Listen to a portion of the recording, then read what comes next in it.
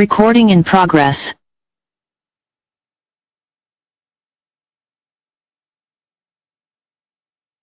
Okay. I'm going to call to order this work session of the Forest Grove City Council. The topic is on downtown place making. And just a friendly reminder, no public comment will be taken and the council will take no formal action. And with that, I'm going to turn it over to our city manager. Thank you, Mayor. Looks like I've run out of cord. Thank you. You're welcome. Thank you, Mayor, members of the council. I have here with me Brian Pohl, the Community Development Director, and Kim Ezel, the Assistant City Manager, who will be helping me with this work session. I think we have an hour scheduled, and so the intent of staff is to kind of go through this this PowerPoint in a fairly methodical way and solicit some feedback from council, and then look at some next steps regarding a placemaking conversation. So if you could go to the next slide. Next slide, please. So before we kind of talk a little bit about placemaking and different options in Forest Grove, I want to recap a little bit about the parking conversation that we had at the previous council meeting. There is a nexus between parking and placemaking. And so kind of just recapping that, I think will help inform this conversation.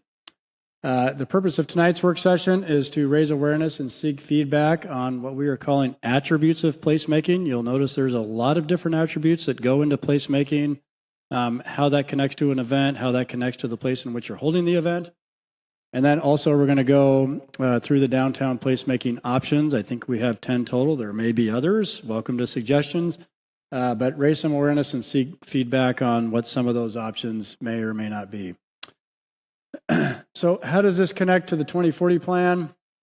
There's a lot of things that connect to it, from strengthening partnerships with local businesses, downtown parking, wayfinding, but the two that are kind of really central to tonight are on the bottom. One is explore opportunities to create a central community gathering space. That was really a theme throughout 2040. And then the other one that's kind of connected to that is develop a Festival Street pedestrian mall in downtown Forest Grove. So next slide, please. So in the April 13th work session, council reached consensus on the following 6 things: prioritizing parking code enforcement, new, consistent, and recognizable wayfinding to all of our city-owned parking lots. Just keep the hour limits the same. There were no change to the parking lots and how they are managed, except for to prioritize the resources and improvements for the Central City lot, or Lot 2. Install a pilot fast stop 15-minute parking stall on Main Street. And if successful, consider another one on Pacific. And then last, restripe downtown parking to increase parking by approximately 16 stalls, which is a significant amount of increase in downtown parking. So here's where we're at on all of those. Staff met recently. Actually, we've met a couple times since the work session. Code enforcement has been prioritized. Compliance and what we call stall turnover is up. That's where people are essentially turning over the stalls in the 2 and the 4 hour limits. Public Works is assembling a wayfinding bid package. The estimated cost is approximately $5,000. It does not require a budget amendment. There are some standards that we have to comply with. They're called the Municipal Traffic Code. So we are applying those MUTCD standards. The funding for that would come out of the CIP excise tax. You cannot use street fund revenues for parking lots. So we've had several questions about paving parking lots, striping parking lots. The street fund has to be applied for street revenues. It cannot be used for parking lots. So we use either general fund or CIP excise tax. And then third bullet, Public Works is assembling a striping bid package. This is for the parking stalls on the street, on the public street, not in a parking lot. So we can use the street fund. We are applying for a budget adjustment. You'll hear that tomorrow night. For this project, we're estimating to cost approximately $25,000. There was a question about whether we could stripe some of the stalls west of Jesse Quinn. I checked with the Public Works Director. The road geometry varies the further you go west, and so there's a certain point where you cannot put stalls in place. You have to leave the road geometry open. I would encourage, if there's a question about that, please check with Greg Robertson. But there's a limit to what we can do west of Quinn on Pacific. And then last, the fast stop sign is being ordered and it will be installed on Main Street. Next slide. A couple other things just to remember, and these are more kind of thematic. These are kind of bigger picture to remember with regard to the parking study is Main and 21st. That's commonly known as the T intersection. If you recall from some of the previous parking graphics, that is busier during the evening than during the day. So in the evening, anytime past 4 o'clock, that would really fill up. And then importantly, it's much busier on weekends than on weekdays. So if you looked at it during the weekend, it was busy from 11 o'clock all the way until 7 p.m. at night. If you looked at it during the day, it got much busier past 4 p.m. than it was prior to that. There's also certain portions of the T that are busier than others. Main is typically busiest. 21st between College and Main is a little bit less busy, and then 21st between Main and the alley is typically a little bit busier on 21st. But you can see that in some of the graphs. College, this was a very clear example that was busier in the day than during the evening, and that's principally because of the college parking. So red during the day, all the stalls were full. You'll see there's a lot of parking stalls on College, but very full during the day, and then virtually green in the evening. So, and when I mean evening, anytime past 4 o'clock. And then importantly, really not crowded at all during the weekends. So very open during the weekends. The central lot, that's lot 2. We referenced that earlier. That's the one that is right in the city center core. It is busy during the weekdays. So it's virtually full all the way up until about 4 p.m. during the weekday. And then it starts to free up a little bit. It doesn't mean that it's still not kind of crowded, but it does start to free up after 4 p.m. You do see some occupancy. It is not as busy during the weekends, so not anywhere close. So, and then all other city parking lots are what we call under the 85% capacity. There's 7 total city lots, and during whether it's a weekday or whether it's the weekend or the evening, they're generally underneath that 85%. Kind of the general conclusion is that you do have some underutilized areas. You can improve some of your parking. I think these are some of the examples that we've been using, but overall, the overall supply, according to the parking study, is that you generally have enough, but you do need to manage it. Next slide. Just a couple summer updates for current closures. If you recall, last year with the Festival of the Arts, 21st between Main and the alley was closed, I think, every first Wednesday. That will not be occurring this year. So 21st between Main and the alley will not be closing. The Festival of the Arts was discontinued. It was principally closed to accommodate Festival of the Arts. And then when the size of the event allows, this has been a practice that we've had, but if the size of the event allows, we try to encourage the use of 21st between College and Main, as opposed to Main between Pacific and 21st. Just has less parking and less business impact. It is smaller. You'll see that in some of the placemaking options that we go through, but if the size of the event allows, we've typically tried to encourage the use of that area over the Main Street area. Next slide. So when we get to the very end of the meeting, do I pass it off to you on this slide? Okay. I'm going to pass it off to Kim Mazel, our Assistant City Manager, and Thank you. So before we get into the meat of the discussion and the talking about all the different placemaking options and some of their attributes, want to set the stage for what we're going to be asking council at the end of the presentation. So at the end, we'll be asking council to each identify 3 to 4 attributes. Brian's going to go through I'll go through all of those in the next slide. We're going to ask you if there's any attributes that aren't included to identify those that you would like to prioritize. If there's any locations that you'd like to consider further, so we're going to present 10 locations, but ask councilors to identify 3 to 4 to consider and identify any other locations that we haven't identified in that top 10. If there's any locations that you would like to take off the table, council will have an opportunity to advise us on that, and then we will use that information to prepare recommendations for council consideration at the next work session. And so at the beginning of this presentation, we handed councilors out a worksheet to help with collecting all of that information. So if you could, this will also become a public record. So any notes that you take, but we'll be able to collect all of those and combine it and come back to council with for the next work session. Next slide, please. So some of the attributes that we've considered, that we've identified, that we'd like council to weigh in on, first is size. So this is the square footage of the different locations. 2 is parking displacement. We've identified the number of parking stalls for each location. Business impact. For the most part, we've identified just the number of business storefronts along each location. Usage patterns, so if there needs to be some sort of road closure for that location. Fiscal impact, and this is really if it is a developable property or not. This mostly applies to the URA properties plus the city gravel lot. Environmental considerations, so things like gravel, paved, tree, sun coverage, this also plays into the accessibility question, whether or not a location may be accessible. And also if we require some sort of fiscal investment in the site in order to make it accessible. Location, how close other amenities are to that space, so walking distance, parking proximity, et cetera. And then longevity, so how long can this location sustain being a placemaking location in the foreseeable future? This ties back also to that fiscal impact and the developable properties trait. Next slide. So 2040 plan points towards this community connection. We've identified here the 7 different sites. We've split 21st Avenue into 3 on the site location based on where they have clear breaks with intersections. You'll notice that the first 3 of these are currently used for events, whereas, and then 3 other Central City Lot, URA Site B, and URA Woodfall Lot are URA owned in some or all portions. And with that, I'll turn it over to Brian to talk through all the options. Thank you, Kim. Just to go through these on the next slide.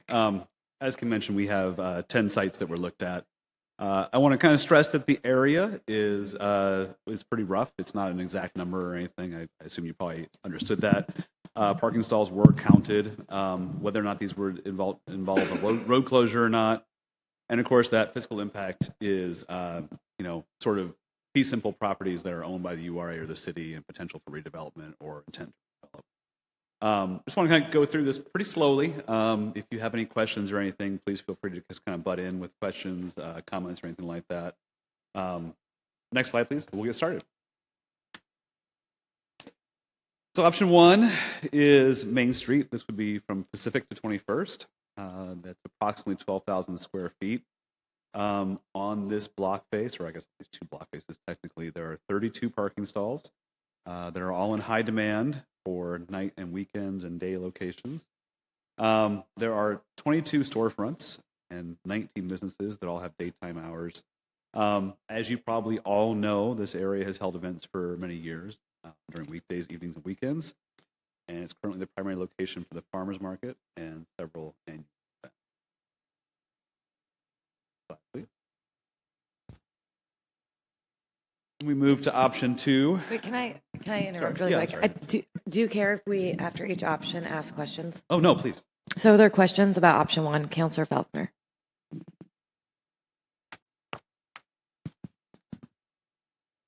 Because you brought it up in option 1, it's actually sort of a missing attribute. Did we want to talk about that at the end or now? Is now okay. So one attribute that wasn't on the list but is mentioned here is the fact that the area has held events historically and for a long time. And so I think that's another factor that we should be considered in our conversation about it. So yeah, it has held events for many years. In fact, it's been decades. If you look at a lot of the annual events, whether it's Holiday in the Grove, whether it's chalk art, like chalk art in this particular case was actually incorporated into portions of the sidewalk. That's why you'll see those little monikers.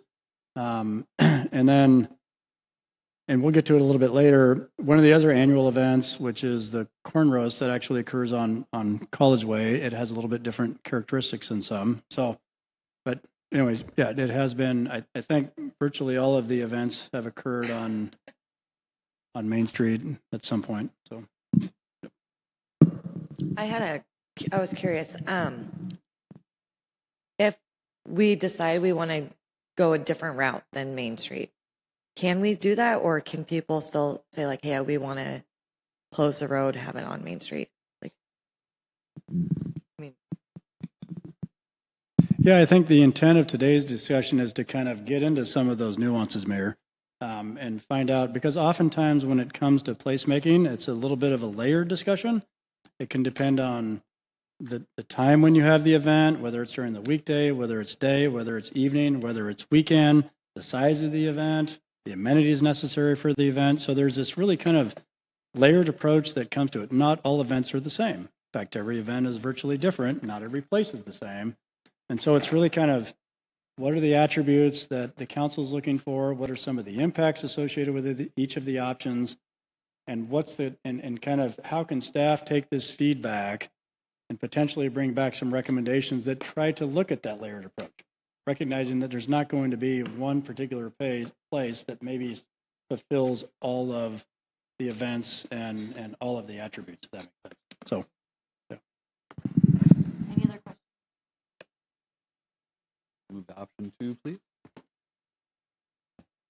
So option 2 is 21st Avenue between College and Main, as you can see called out on your map there. That is approximately 6,000 square feet.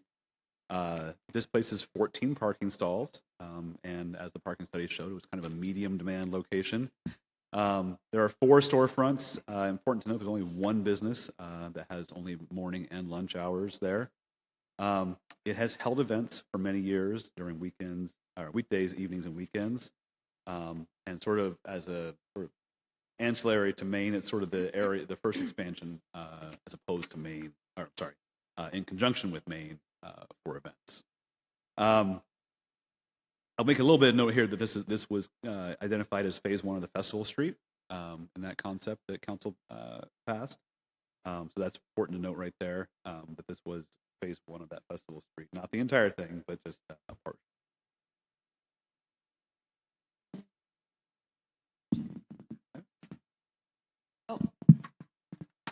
I'm sorry, Councilor Gustafson, go for it.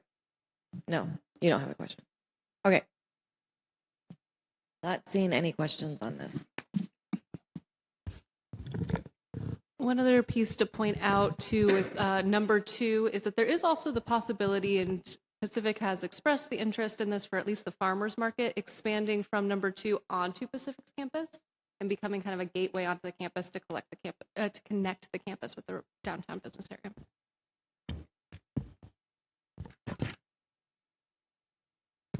Next slide.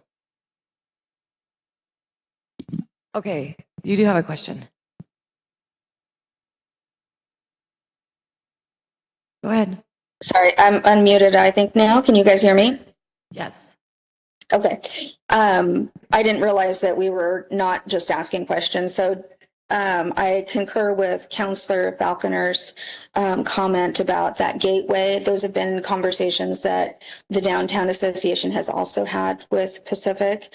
And one thing to note, when Brian mentioned the phase 1 of Festival Street, which kind of got dropped because of funding, that is also one of the locations being very closely looked at, and even already having conversations with other cities.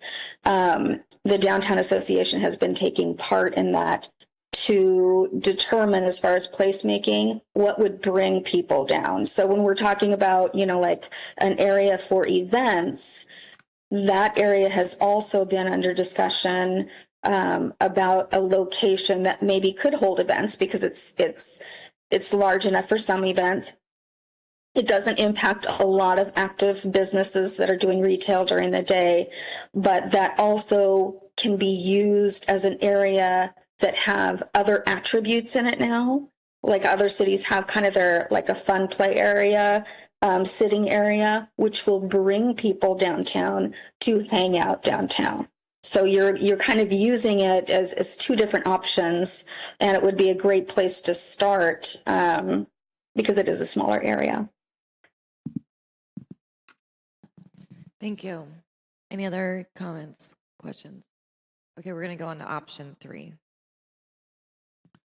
Okay. So option 3 involves 21st Avenue from Main to the alley. This is approximately 5,500 square feet. There are 11 parking stalls, and they're in high demand for day, night, weekend locations. It impacts 5 businesses with daytime hours. to staff's knowledge, this has never held events by itself. And in other words, in and of itself, has never just been this portion closed for events. It is often used as the second expansion of Main, after Main, then 21st to College. Now this would be the sort of third expansion area, second expansion area for that T to sort of form for events. Pause there.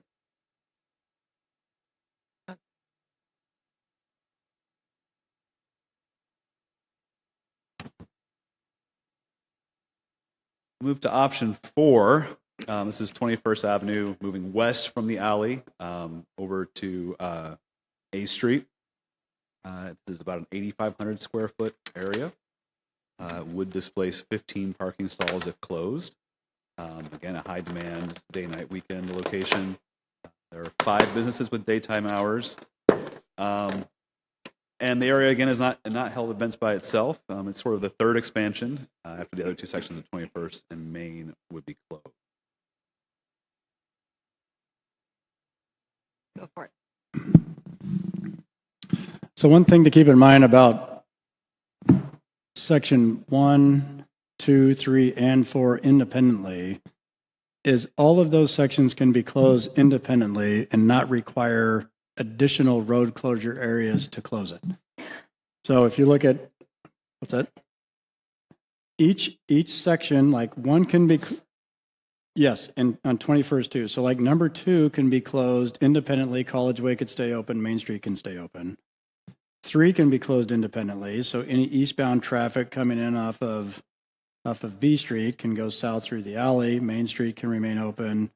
And 4 can close independently as well. And any westbound traffic on 3 can go south through the alley. So the big picture, all of those sections independently of each other can be closed and not require any additional road closures. You'll notice that later on in the presentation, that's not true for all options, but it is true for the first 4. I don't understand how 3 can be closed and you can keep without closing part of 4.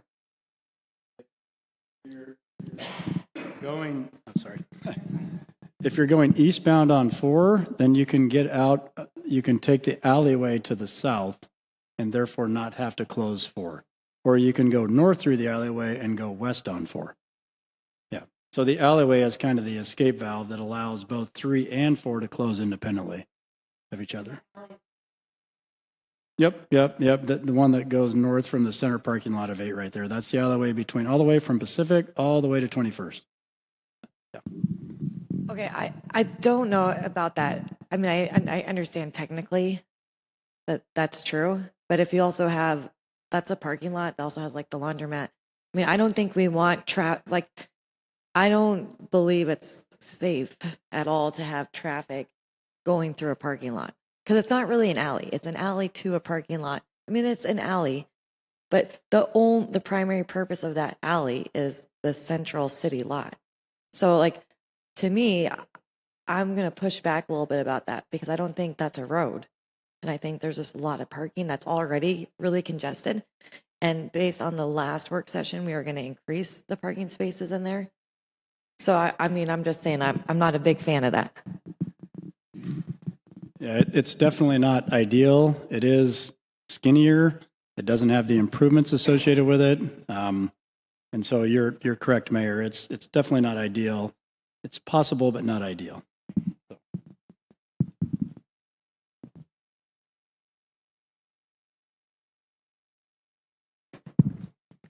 So one thought, though, is you could put a barricade up just after the laundromat and make people come in and off Pacific.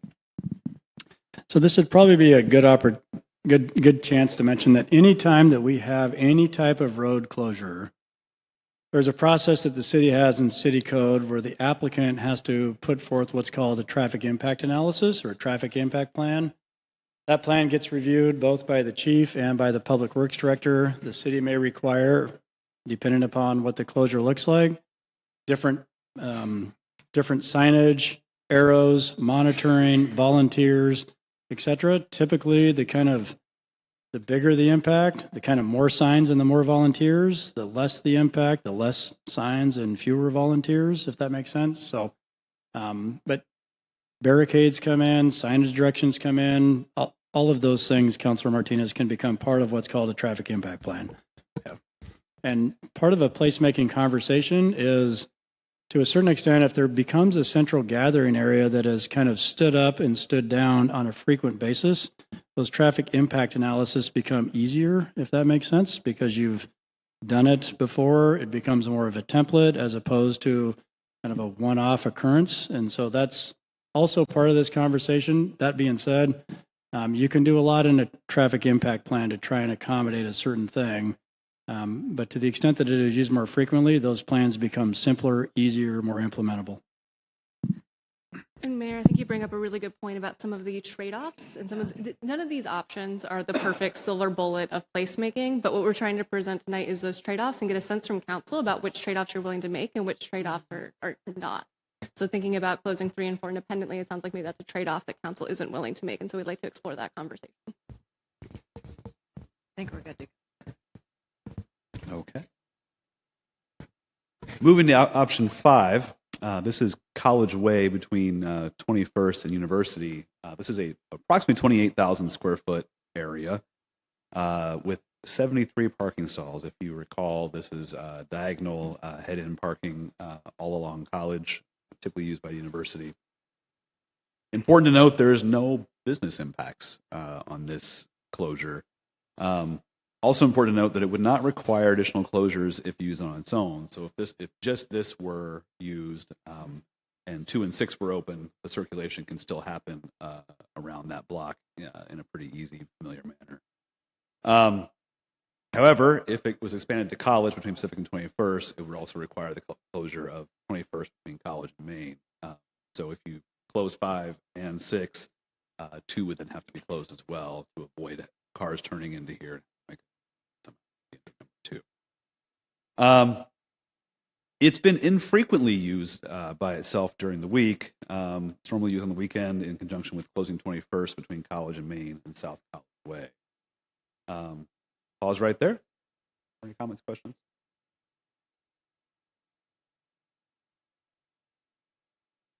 I think I'm going to wait. I don't really have a question. It's more of like a vetting in my brain. So I'm going to pause and I'll wait till the end when we have discussion. Anyone else? I don't think anyone else. Next slide. And then moving to the south, option 6 would be College Way from Pacific to 21st. This is just like Main Street, about 12,000 square feet. There are 35 parking stalls. There is one business with daytime hours that fronts on to number 6. Due to the one-way, it would require the closure of 21st between College and Main and College between 21st and University. It really cannot be closed alone, so to speak. I'm sorry, if you were trying to, I'm sorry, I said that wrong. Ignore that note. Can you not close that alone?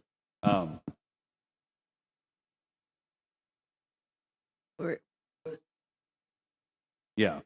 Yeah. Sorry. And 5. I had my note here and I was starting to question that. Yes, that's correct. So if you're Yes. on number 2, you cannot then take the left onto the one way going the wrong way, and you cannot take the right for a closed street. Sorry, my fault. You're good. Yeah. Pause right there again. Can I ask a just technicality question? Why with the closures the way they are, like why have 5 and 6 separate as options? It's like, okay, I'm sure this was adjusted. It's a little bit in the weeds. The reason we separated the two is because you can close 5 independently from 6, but you cannot close 6 independently from 5. We could call it 5 plus. Okay, got it. 5 extension. Yeah, got it. Thank you.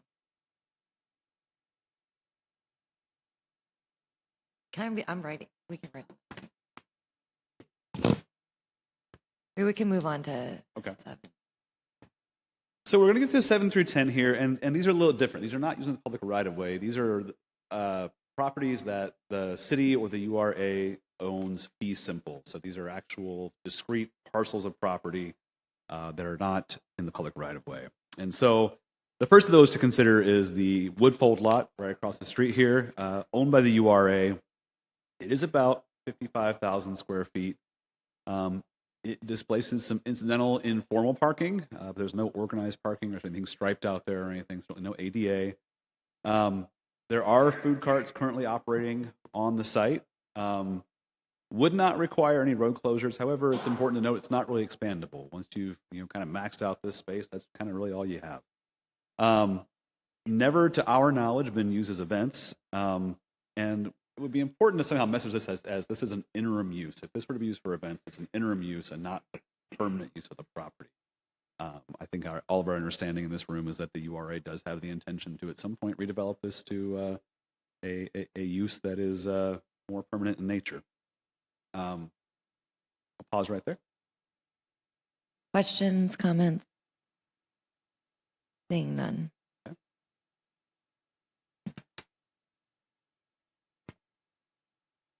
And then there's option 8, the Central City lot. It's about 20,000 square feet. This place is 64 parking stalls. 64 parking stalls. Does not display storefronts or on-street parking. However, it's used by employees and customers during the above times.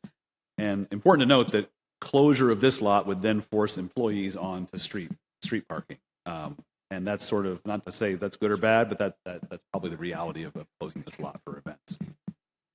Doesn't require any road closures.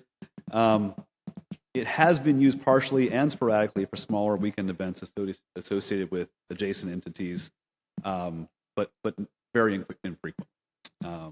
So pause right there and talk about number 8. Councilor Falconer. I don't know if we're going to, maybe this is a question and a comment for later. I was curious why the alley isn't maybe considered as part of the placemaking in addition to number 8. And the reason I think that is because, especially with the future development of the theater building, I could see a night market sort of, and then activation of those back sides of the current businesses that front Main Street instead, reactivating, re-energizing. Yes, you lose some parking spaces in the interim, but as we know, with signage, we can probably accommodate those folks.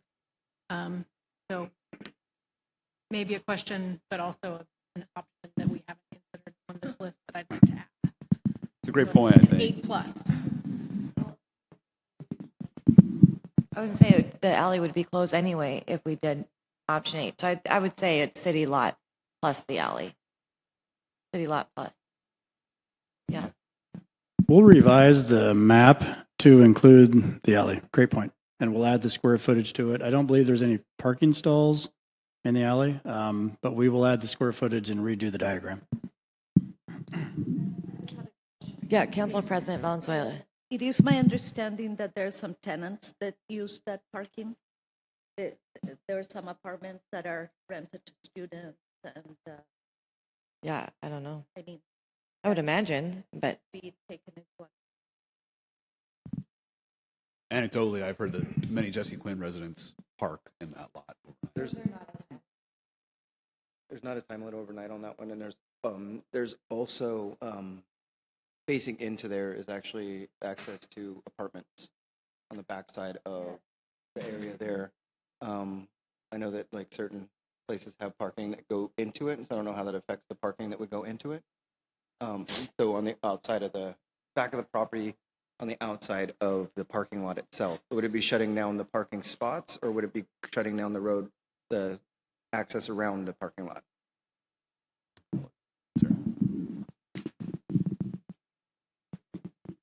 So the other analysis that we'll have to do is kind of sharpen up on that. If there's access to private parking lots besides the city lot, that would be either north or to the west of the lot, we would have to look at what the impacts of closing the alley would be and closing that access off.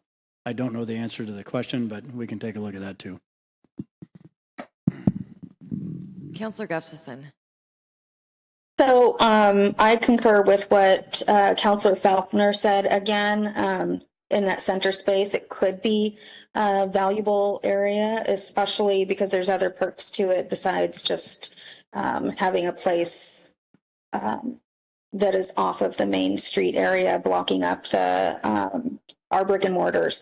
But since we're talking about parking at the same time, I wanted to mention that this area right here is an area where there are several different concerns from business owners that have a smaller business, because by the time they get into their shop or their staff get into their shop, the businesses that are larger, Adelante Mujeres, many of their employees have already parked there.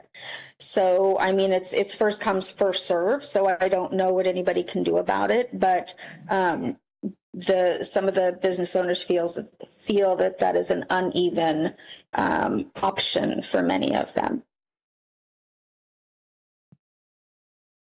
Any other comments or questions about this lot? Yeah, one more from. If we're doing any events there, timing would be key, because I know, like she had mentioned with Adelante, that is where they drop off all their students in the daycare, whatnot, there every morning. They routinely have their fire drills where they walk the kids out and back and forth. And so I know during the day, during the week would be a hard time to do something. Weekends would probably be a totally different story because they're not there. But from that normal school time is when it's pretty congested back there, especially from like 8 o'clock in the morning till about 9. It's steady traffic through there dropping off kids. Thank you. Okay, I think we can Ready to move. keep going? Yep. Okay, option 9 is what we all know colloquially as Site B. It's owned by the URA. As of right now, it is undeveloped. It's 35,000 square feet. It displaces some incidental parking, informal parking. There's nothing organized on that property, although we do know that many people are parking there. There will be no business impacts, no road closures required. It's important to note, I mean, it's a gravel surface. It's exposed to the sun. It has a pretty decent slope from from south to north. It has not been used for events, and if there's sufficient space in this could be envisioned as sort of a gathering area that's actually part of redevelopment, more of a permanent gathering area, or market space or something like that. So we could pause there and talk about that. Any questions?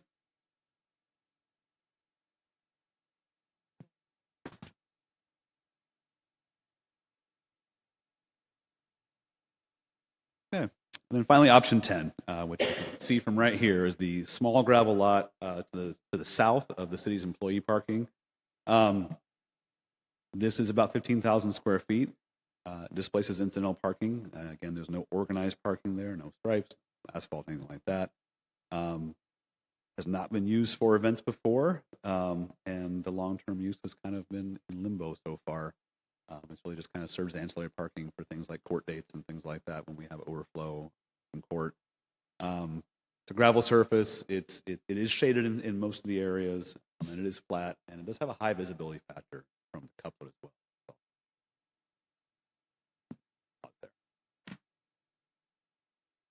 Councilor Marshall? That location is what we use for time, place, and manner, correct? That's correct. And so that any events would not be able to start after 7 p.m.? Well, I I think mean, there'd be some additional discussions to happen. Okay. I mean, that it wouldn't be as simple as just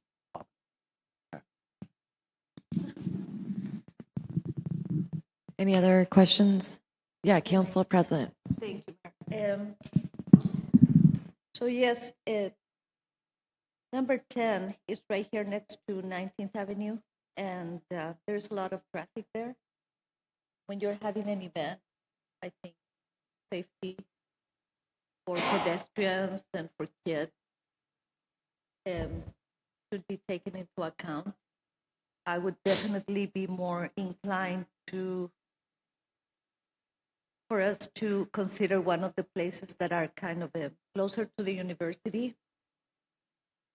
So, because this will be, very difficult, I think. And I'm just thinking about safety reasons. Kids run, into the street. They do things like that.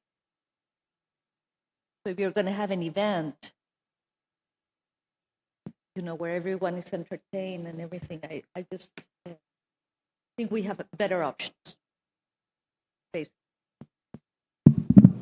Thank you. Okay, Oh, good. Okay. I don't see any. Jesse, it's back to you. So now, Mayor, members of the council, we're to the discussion portion. I think what staff is really looking for that would really help us try to kind of bring back some potential recommendations for the council consideration would be, what are kind of the top attributes? Councilor Valenzuela, you just mentioned one with regard to Site 10. Are there any attributes that we're missing? We've tried to be as inclusive as we can, but we may have missed something. Locations that you may want us to consider further, but then also identify 3 to 4 maybe out of the 10 that we could take back and potentially bring into a layered conversation later. Other locations, did we miss one? Is there one that we just didn't think about? And then I think importantly, are there any locations to just take off the table? Just boom, take them off the table. And then, kind of reduce the list from 10 down to maybe 6 or something. I don't know. And then we'll bring back some recommendations. So with that, Mayor, I'm going to turn it back to you. Can we have the list of the attributes?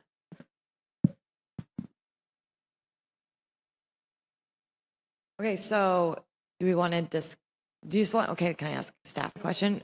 Would you rather have us write on our note sheet the 3 attributes that we think are most important, or would you rather have us come to consensus right now? Yeah, and then we can tally it.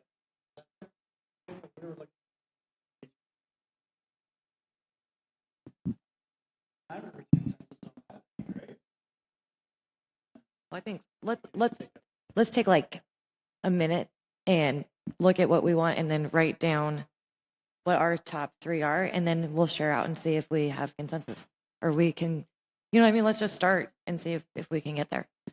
Does that sound fine to you? So the attributes here, Size, parking. and then would you, Council President, would you put yours like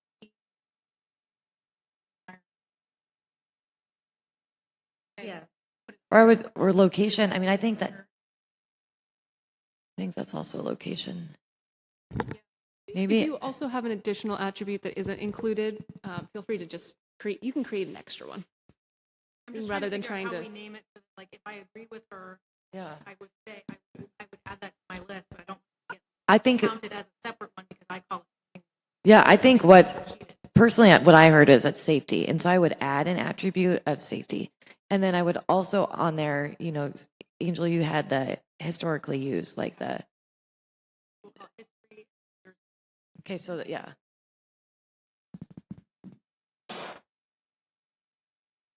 Was there okay, wait. Counselor Schimmel. And if any other attributes that we need to add. Go ahead, Counselor Schimmel.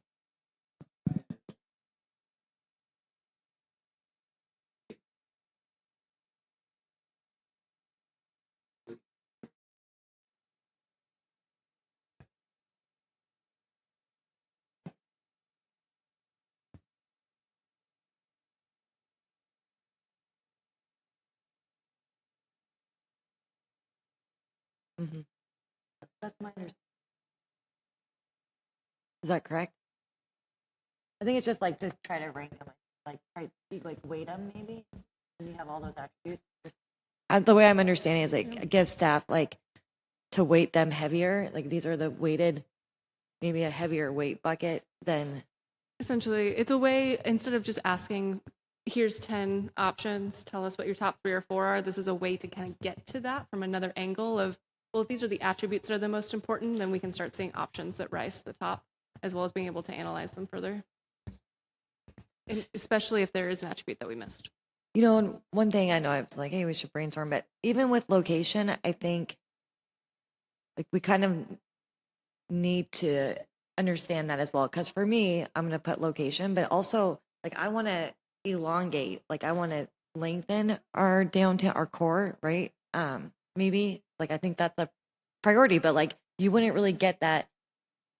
So location could be right in the heart, but really what I would like to do is say we already have, if we're trying to create a vibrant downtown, then if we pull it out a little bit, we lengthen that downtown core. And so I also think it's just, and going back to the conversation, like, about, I think there is a lot of value in the minutia of this, because what we're trying to do is like really create like a core, like a heart, like a really cool place. And so I think we're really at a good starting point, but then also understanding what each of us wants and the consensus of the council of what we're looking for.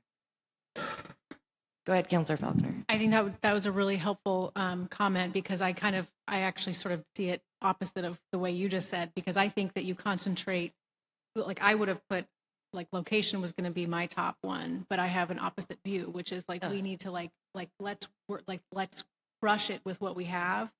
The expansion will come later. Yeah, and that's Like, true, and that could be. We've got these other investments that we're going to be doing, and like that's how you fill that in. Like you don't spread it thin at first. You like Right. really do something really well, attract, and then you build on. Yes. So, but I'm not saying that's No, right. no, I'm but just I saying I actually agree with approach. you. But like I was like thinking in the big scheme, right? Like I would want to take off Woodfold because like I want development there to. So like for the events, I don't want it anyways. But yes. Yeah. Okay, Councilor Gustafson. When we're talking about this, are we keeping in mind those future plans, Mayor, that you just talked about? Because some of these seem like they should be just a temporary fix until we decide what that downtown will look like. Those are plans that could be, and in some cases are happening, of what that might be. And that would include event centers and where it should be based on other placemaking that we're choosing to do in the downtown and how close to the businesses. So I just want to understand, are we looking for a permanent location, or is this just for now until we have a bigger vision, or is it both? Yeah, I think we're in the beginning stages, right? I think that through this, that's what we're trying to identify is like a basis of where to start that conversation. And I think that events could be different, or like it might end up being that we have more than one place that we're making. We're making a place for those annual events. We're making you see what I'm saying? I think right now we're just trying to start with a thought, like a wide breadth, and then try to get it down a little bit more so we can see what our options are. So I think for you as a counselor, when you think of a place like in downtown, what are the attributes that are most important in either option you're saying? Because I feel it's this, to be completely honest, if it's permanent or temporary, there's going to be key attributes you want, right? So I think I don't know if that helps or not. It doesn't help or not help. This is just a question I was asking as to what scope we're looking at. Because, for instance, impact on property taxes and assessed value, if it's a temporary location, that attribute has no value to me, or very little. So that's why I kind of wanted to understand, are we talking permanent, or are we talking temporary, or are we completely, we just don't know at all? Because that will determine which ones I leave out of my decision. I think at this point, as the mayor mentioned, sorry, it's an open conversation. So one of the attributes on the bottom was longevity, if it can be sustained in that location for the foreseeable future. And so I think there's just what we're just trying to mention, if there isn't a location where the city or the URA expects to do something different, that just be known up front. And that becomes part of the conversation of, okay, if there is a plan to do placemaking here, it needs to be the expectations need to be known up front with the community, also with anybody doing events there, that this is only going to last for X amount of time because we have, different plans for this particular place. In your public areas, which are your streets and so forth, I think as Councilor Falconer mentioned earlier, we've had events in certain areas for a long, long time. The question there might be, do you still want to have them there? Or do you think there might be a better place that is suited that you can have it in that location for the foreseeable future? And there's other locations where you'll only be able to have those events potentially during certain times. I think Councilor Marshall mentioned, for example, that if you're blocking access for X, Y, or Z, you may not be able to have an event at that time because you have to afford access for that particular event. So some may be time limited, day limited, weekend limited, et cetera. So it's a bit of kind of all of those, Counselor Gustafson. And I think what we're kind of looking for as staff is to be able to find out what the texture of that is, generally speaking, so that we can bring back some potential recommendations. And they may be layered recommendations. They may be several occasions. They may be contingent upon certain attributes. But getting any kind of that feedback would really help us in terms of kind of trying to help formulate what those might be. Thanks, Jesse and Mayor. Both of your conversations here has helped that decision. Thank you. Thanks. Okay, so do we want to start sharing out our three? Let's just go through and then you want to take a tally? Okay, so we'll just start on that end of the table with Counselor Falconer and go around if that's fine with everybody. Saying top attribute. Top 3 to 4 attributes, yeah. Okay. So for me, top one is location, but understanding for me, that means preference to the close proximity, history of events, safety, and longevity.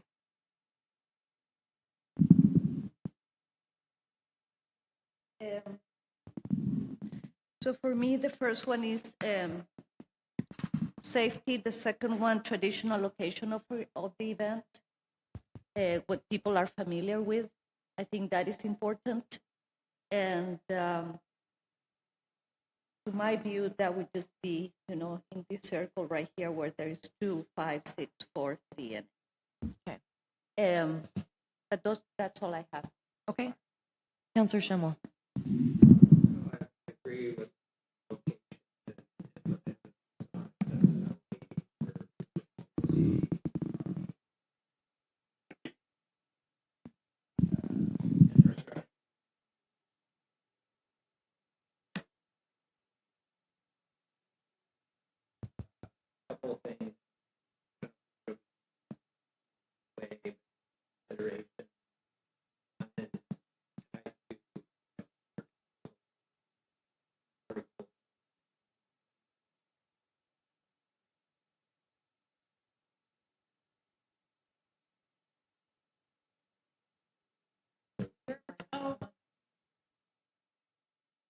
I'm sorry. So quickly, number one, location or accessibility as an emphasis, as well as infrastructure. And then I just would appeal that before the next work session, we have targeted feedback through our partners, namely Adelante Chamber, downtown businesses, as well as the Downtown Association. So we get their feedback on their attributes.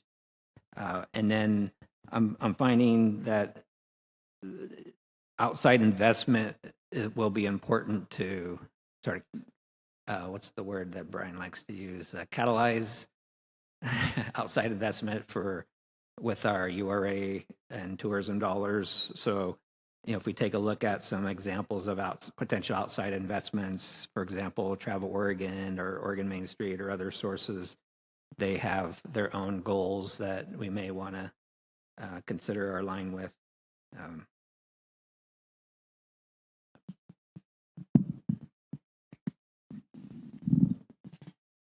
Let's see.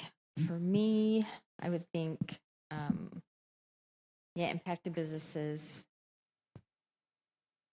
Try not to impact places where we can do a lot of parking. Where we'd have to block a lot of parking space. Safety is a good one.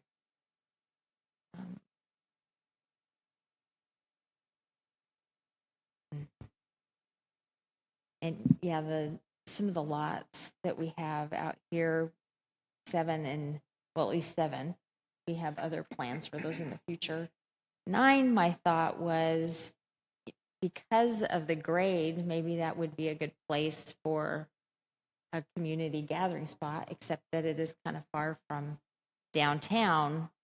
Parking isn't the best right there to access it. So.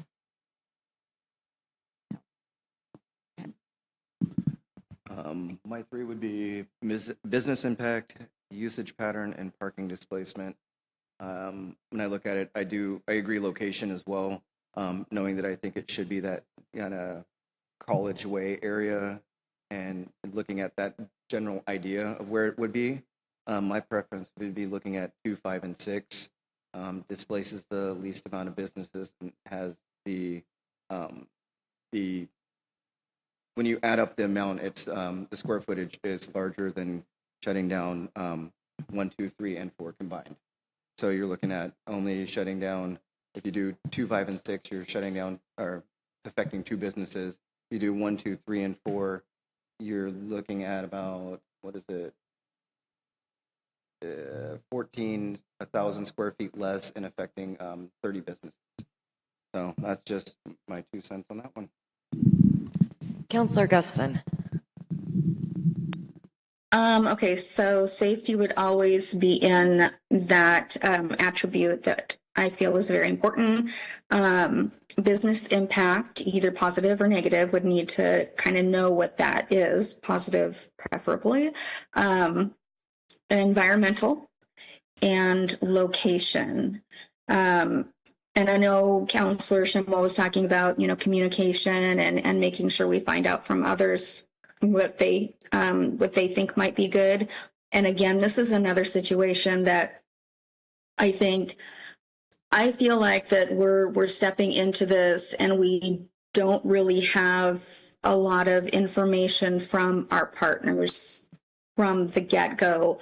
And when I'm talking about which ones, these are all things that could be, we could get assistance from the OMS network, the Oregon Main Street Network, because they're going to have a lot of ideas of what this maybe would look like for us, or options that we haven't thought about, kind of making this exercise less useful, in my opinion.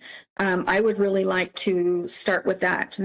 These are the exact examples of why the OMS network is so useful for cities.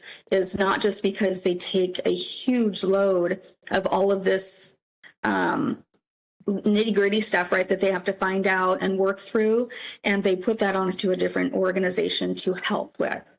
In addition to that, OMS has a huge network that can help with all of this. So I think that we really should start considering that as an option when we're first having these conversations. Thank you. The attributes I have are location, safety, business impact, and longevity.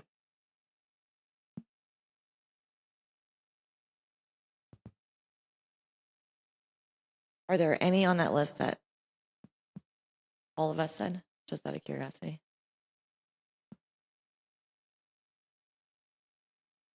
Okay, do we have a top? Yeah, what do we have for location?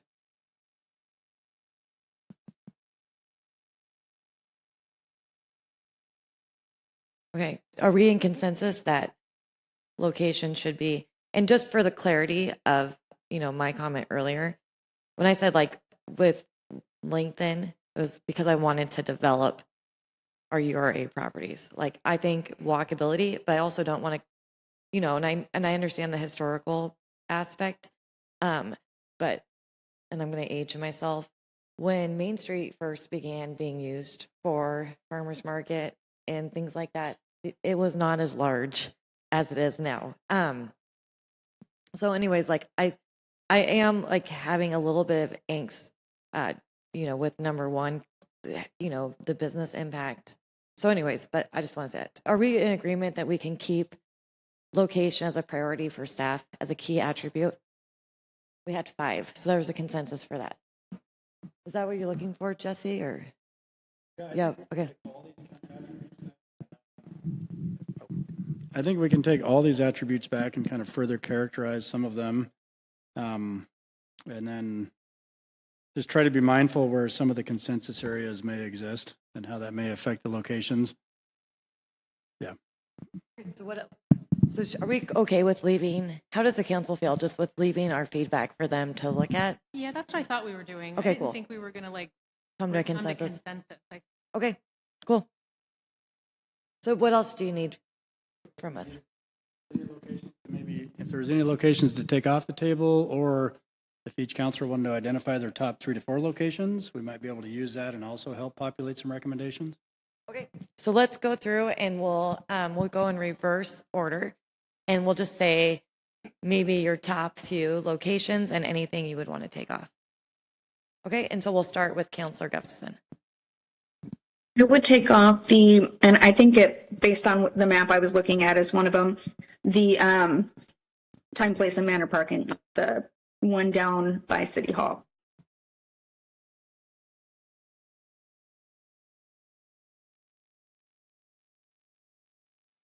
What would you add, or what would you like? What's your first choice or 2 choices? My first 2 choices. Yeah, so we're doing our top choices to prioritize, or that you're curious about, and then the one that you would not like to explore. If I had to choose 2 possible ones, I would choose the center parking lot of the city over by in the downtown area as a place to look into, as well as the B Street area. Keep in mind, I'm saying that because I feel like I need to contribute something to this, and I know it's in the initial discussions. But I really honestly could not even begin to have a very good opinion at all, not knowing if this is for permanent or for short term or a whole bunch of other things that we just aren't there yet. So I think I'm we're trying to have given my okay. that I understand that. That's why I said I know that we're at the very beginning of this. So I'm just elaborating on it. I would cut 10 and 7 personally, and I would look at 2, 5, and 6 would be my choices.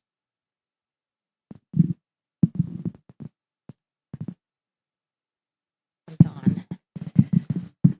So let's see. And it's hard because there's some downsides to at least 5 with the parking lots on there. But I would think 2, 5, 6, and then 3 or 4, 3 and 4, I should say, maybe 8, and take out probably 9, unless we could develop that some way, for a community gathering place. Probably 10 and 7, take out those.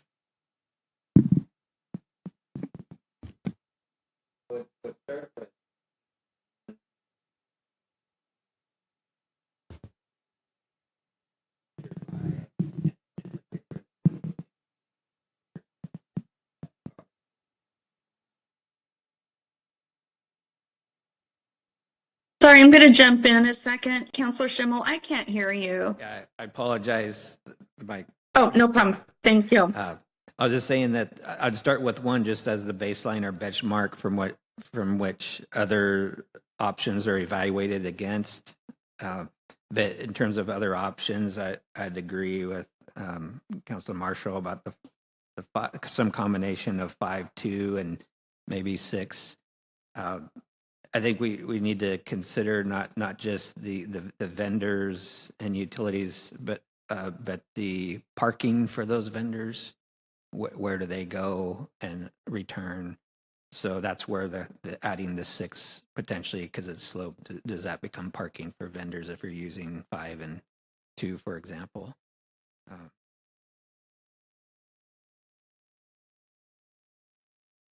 Yeah, any you'd like to. URA or gravel in general. Thank you. Council President. Thank you. I'm going to agree with Councilor Marshall, and I would support this taking place in number 2, 5, or 6. I think those are the more with the most potential, the locations with the. Okay, would you take off? Did I miss that? Any of the locations? Yeah. Is that what we're doing? Oh, yeah, 10 and 7 and 9. Okay. Thank you. Counselor Falconer. Okay, so I would remove 7 and 10 from consideration altogether. And I would remove, for now, 9, because my dream is that Site B is the home of a future public market, permanent permanent place for the farmers market with housing above. Having said that, I'm not actually going to say that I have a preference for any of the ones, because I actually tend to agree that we should. I don't have a preference. I think everyone has raised really good points. I love, I think the conversation about 2, 5, and 6 is really important. I think, potentially that's a future we should definitely consider. But I also love the idea of 8 with a night market in the alley. So I think that there's lots, and I think that also the conversation about timing really matters. What size it is, like all of those are important considerations. So I don't really have a top preference for any of them. One thing I'm going to say, just only because Greg's here and I have a captured audience, is that anywhere where we have angle parking, I'd love for us to consider changing it to rear end angle parking, because it's a lot safer. I know it's a little unusual, but it's how we parallel park. It should be how we also angle park. Thank you. Okay, so I would definitely remove 7 and 10. And I agree with Councilor Falconer on 9. I think that 2, 5, 6 with the Festival Street and, looking at our 2040 plan and partnerships with Pacific and the UCC, like that's interesting. I was like, I think that's the direction we historically had been leaning, but the central city lot has me really intrigued.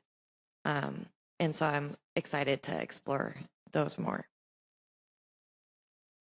Great. I don't think we necessarily have consensus on where to go, although we've definitely heard 2, 5, and 6 pretty loudly from several counselors. But we definitely have consensus on where to not go, specifically looking at 7, 9, and resoundingly 10.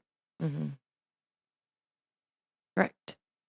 Yeah. And do you need anything else from us? This was exactly what we needed. Thank you very much. Okay, perfect. So I'm going to adjourn this work session and we're going to move right into, if we could get these papers to staff, they're going to take them in their public record. Okay, so now we're going to move on to our next work session. I'm going to give Greg a chance to come up here while I do the topic.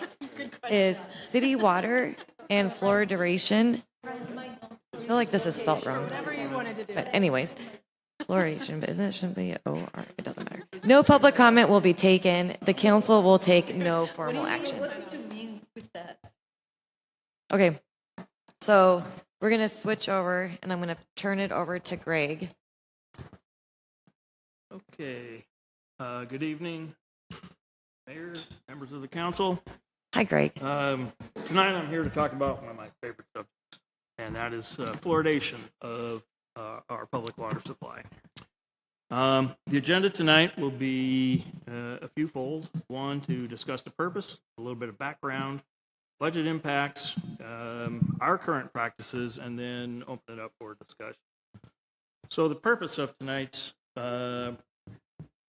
work session is to present to you some of the history of how we got to where we are and what we're doing currently, and then also to respond to some correspondence received and testimony received from residents and citizens expressing concern about fluoridation and the city council's request for a work session on the subject. So, as a matter of background, the Forest Grove City Council adopted by resolution that we fluoridate starting September 24th, 1952. So it's been around 74 years, and we've done it uninterrupted since. In order to back out of it, if that you are so inclined, it would require rescinding this resolution. The budget impacts are fairly minor by comparison to the overall water fund budget. The chemical procurement costs are roughly about $25,000, and then operation, maintenance, and testing, which we have to do regularly, about $3,000 annually. So total of about $28,000 impact to the budget. So our current practices is we receive non-fluoridated water from two sources. One of our watershed up in the coastal range, and then also the Joint Water Commission at the location of 10th and Elm, which is the entry point for JWC finished water. And at each of those two locations, we put in a metering system and an injection system, somewhat similar to the photo you see to the right. The big tub is the sodium fluoride. It's in a liquid form. And then the little box to the right with the blue is the actual pump that injects it in and meters the flow. So each fluoride station is monitored in real time. We use SCADA, or Supervisory Control and Data Acquisition, to monitor in real time all of the vital signs of the plant. And for the most part, what we can do is remotely make changes as necessary when we receive an alarm, when parameters are exceeded for any measured quantity on the of the plant. So the system that we have is each of the operators has a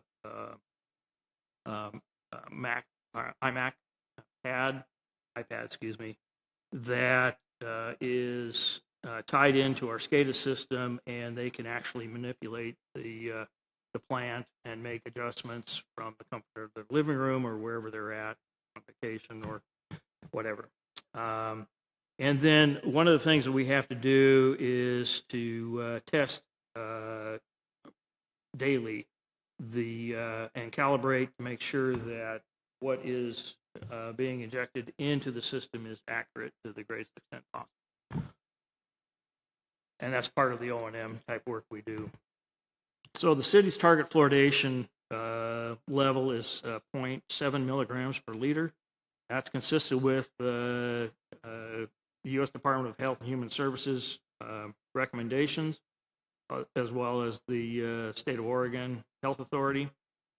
All of our equipment has to be designed and installed in conformance with OHA standards, and our plan sets are reviewed by OHA prior to any sort of installation.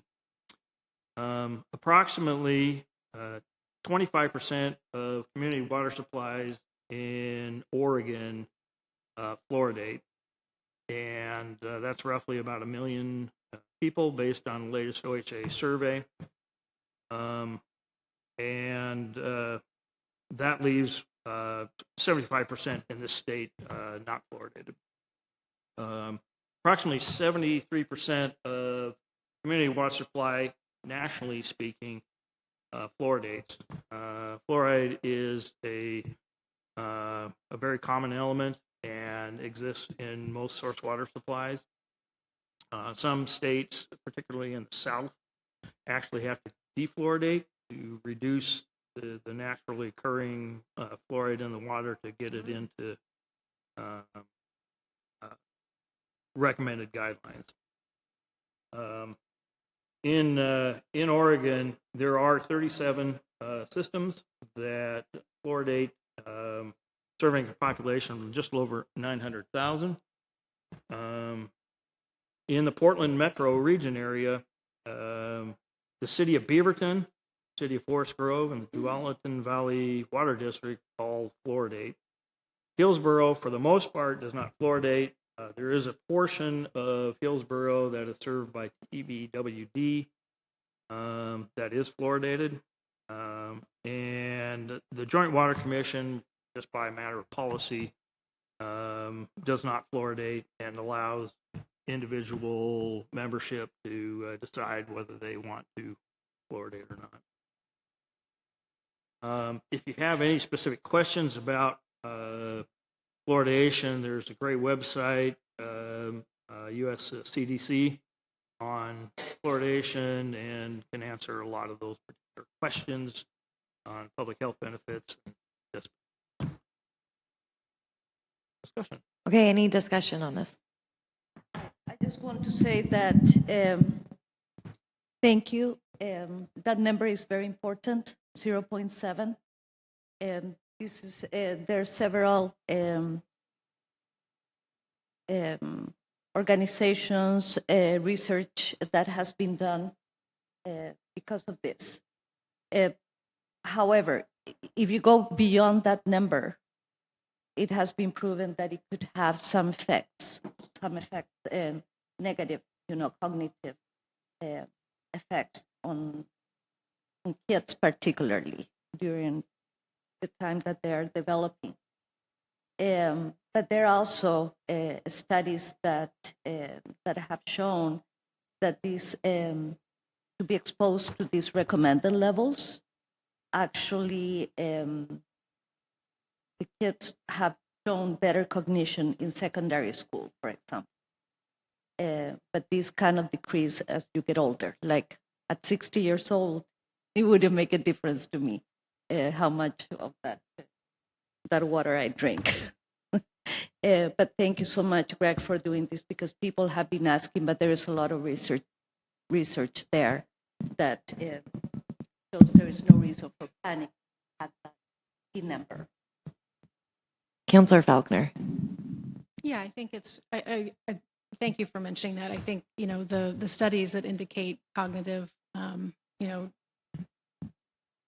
detrimental effects are, they were studying populations that were getting more than double the amount. So 1.5, and that's where you see the data that supports those claims. And I think it's really important that, we as counselors look at studies like that and we consider, like we don't draw conclusions that aren't actually supported by the studies themselves. And so I think that in addition to the CDC, the Oregon Dental Association, the American Dental Association, all very strongly support fluoridating the water. And I would also just note that if you have time to read about Calgary, Canada, you do so because they just recently added fluoride back into the water after years of taking it out, because this has become a political ping pong ball, unfortunately, and that has real public health. Anyone else? Councillor Martinez.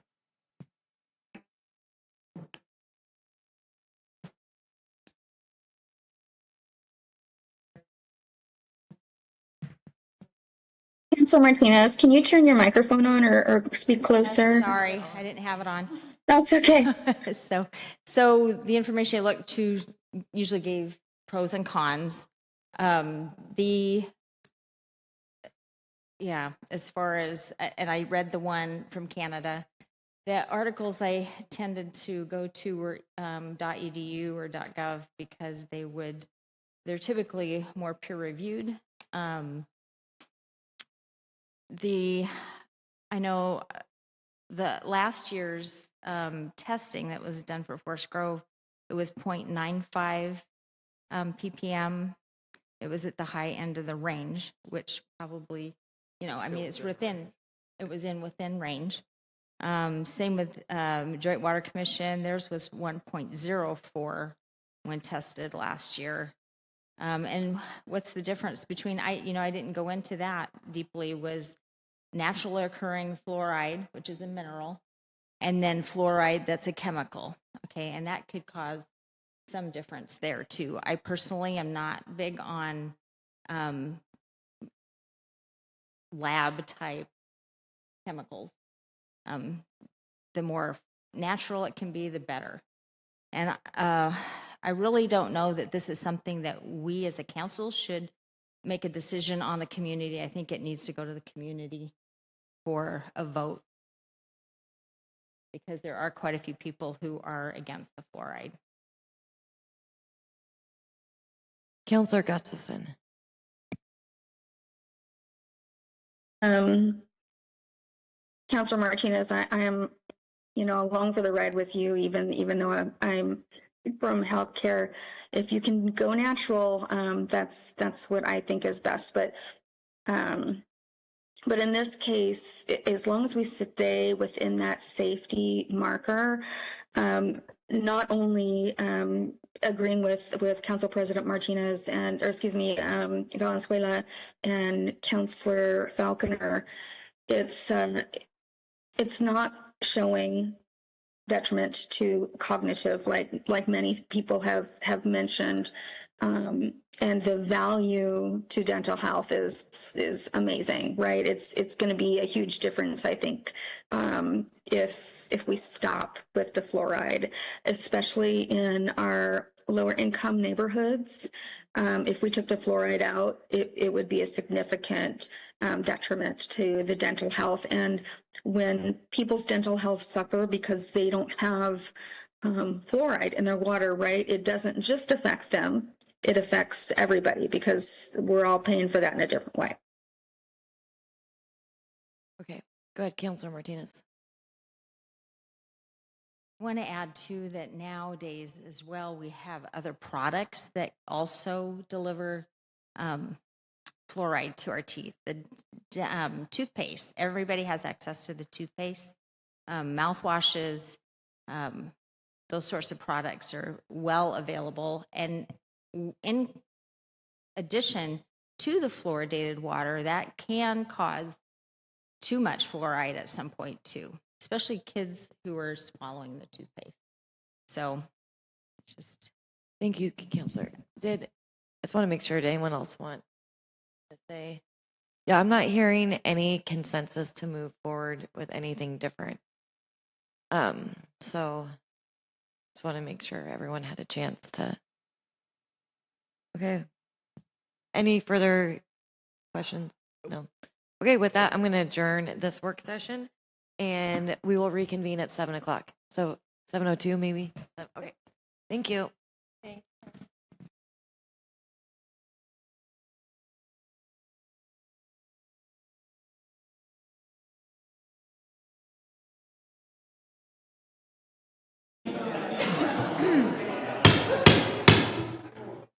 Good evening. I'd like to call to order this meeting of the Forest Grove City Council at 7:01. Will our city recorder please call roll?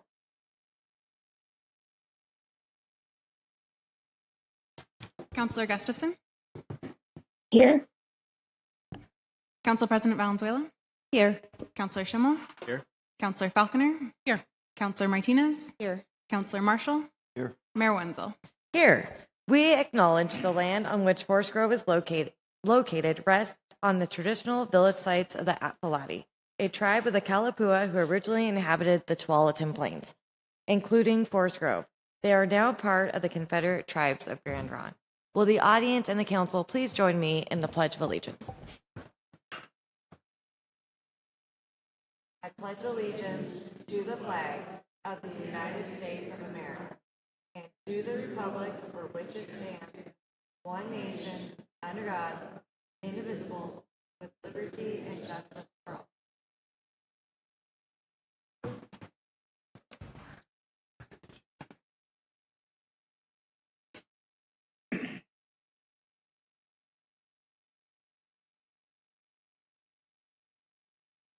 Okay, we're going to begin with proclamation. Tonight's proclamation is National Preservation Month. Whereas the National Trust for Historical Preservation created Preservation Month to spotlight grassroots preservation efforts in America.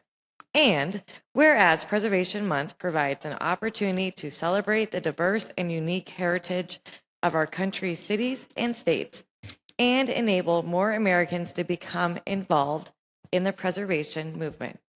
And whereas historic preservation is an effective tool for managing growth and sustainable development, revitalizing neighborhoods, fostering local pride, and maintaining community character while enhancing livability.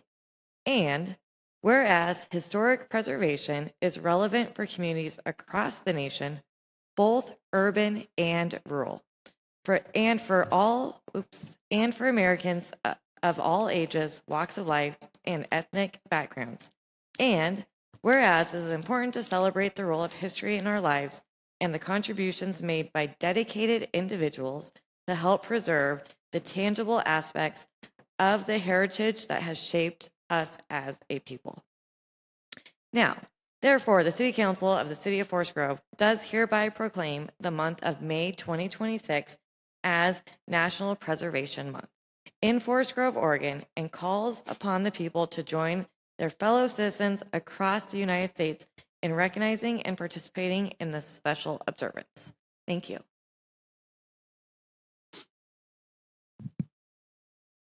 Proclamación. Considerando que el Fondo Nacional para la Preservación Histórica creó el mes de la preservación para destacar los esfuerzos comunitarios de preservación en Estados Unidos, y considerando que el mes de la preservación brinda la oportunidad de celebrar el patrimonio diverso y único de las ciudades y estados de nuestro país, y permitir que más estadounidenses se involucren en el movimiento de preservación. Y considerando que la preservación histórica es una herramienta eficaz para gestionar el crecimiento y el desarrollo sustentable, revitalizar vecindarios, fomentar el orgullo local y mantener el carácter comunitario al tiempo que mejora la habitabilidad.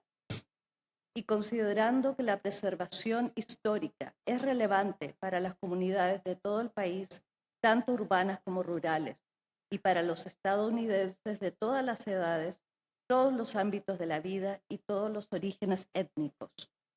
Y considerando que es importante celebrar el papel de la historia en nuestras vidas y las contribuciones hechas por personas dedicadas para ayudar a preservar los aspectos tangibles del patrimonio que nos ha moldeado como pueblo. Ahora, por lo tanto, el Ayuntamiento de la ciudad de Forest Grove por la presente proclama al mes de mayo 2026 como Mes Nacional de la Preservación en Forest Grove, Oregon, y hace un llamado a la gente de Forest Grove a unirse con sus conciudadanos de todo Estados Unidos para reconocer y participar en esta celebración especial. En testimonio de lo cual ha suscrito la presente y ha hecho que el sello de la ciudad de Forest Grove, Oregon, se emplace en este día 11 de mayo de 2026, nuestra alcaldesa Melinda Wenzel. Okay, so now is the moment that most of you have been waiting for. I mean, besides for the few people who are paid to be here. So all the people who chose to be here, this is the big moment. Okay, I would like to bring up Natasha Triplett from our Historic Landmarks Board member to do the honors. And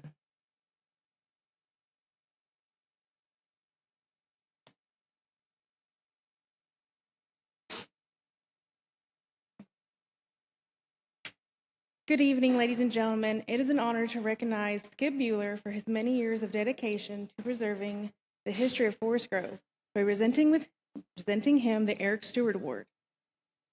Skip joined Friends of Historic Forest Grove in 2011, and within a year became both a board member and board secretary. Over the years, he has served as go-sit at the old train station, helping visitors connect with stories behind our community. He has also helped develop the Forest Grove Deed Index and has conducted extensive research on local families and historic property. He has played an important role in reviving the Friends of Historic Forest Grove's historic home plaquing program, including completing research for many of the recognized homes. Skip's contributions go far beyond research. He has conducted oral histories with longtime residents, preserving firsthand stories of Forest Grove for future generations. As one of Friends of Historic Forest Grove's longtime Facebook administrators, he has shared local history through popular Throwback Thursday posts and helped digitize countless historic photographs and negatives. He has also written many articles for the Friends of Historic Forest Grove's newsletter and website. In addition, Skip has been a longtime member and board member of the Valley Art Association, where he has helped preserve and digitize the organization's historical records. Skip, will you please join me up here, Al?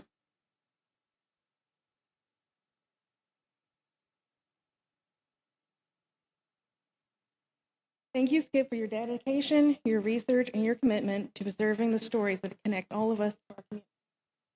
Thank you.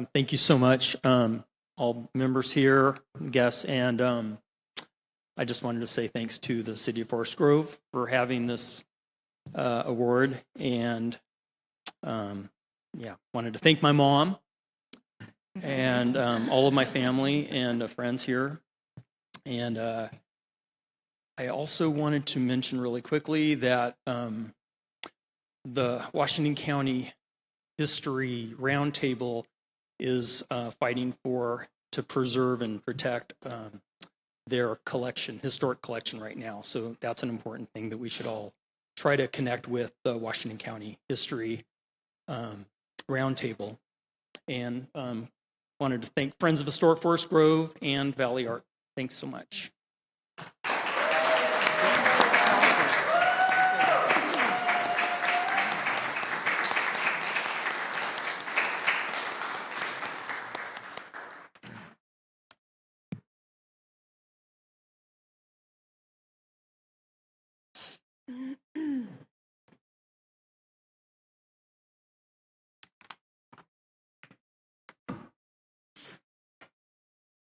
Okay, congratulations to Skip. And we're going to move on with item B on our agenda, which is public comment. Time provided for anyone wishing to speak to City Council on an item not on the agenda or on the agenda but not scheduled for a public hearing. Comments are limited to 2 minutes unless additional time is granted by the presiding officer. The public comment period shall not exceed 30 minutes unless a majority of the councilors present vote to extend the time. Zoom attendees may use the raise hand option to be called on. Okay, so let's start with public comment. David Dion is first up tonight. He beat you here, Mr. Feek.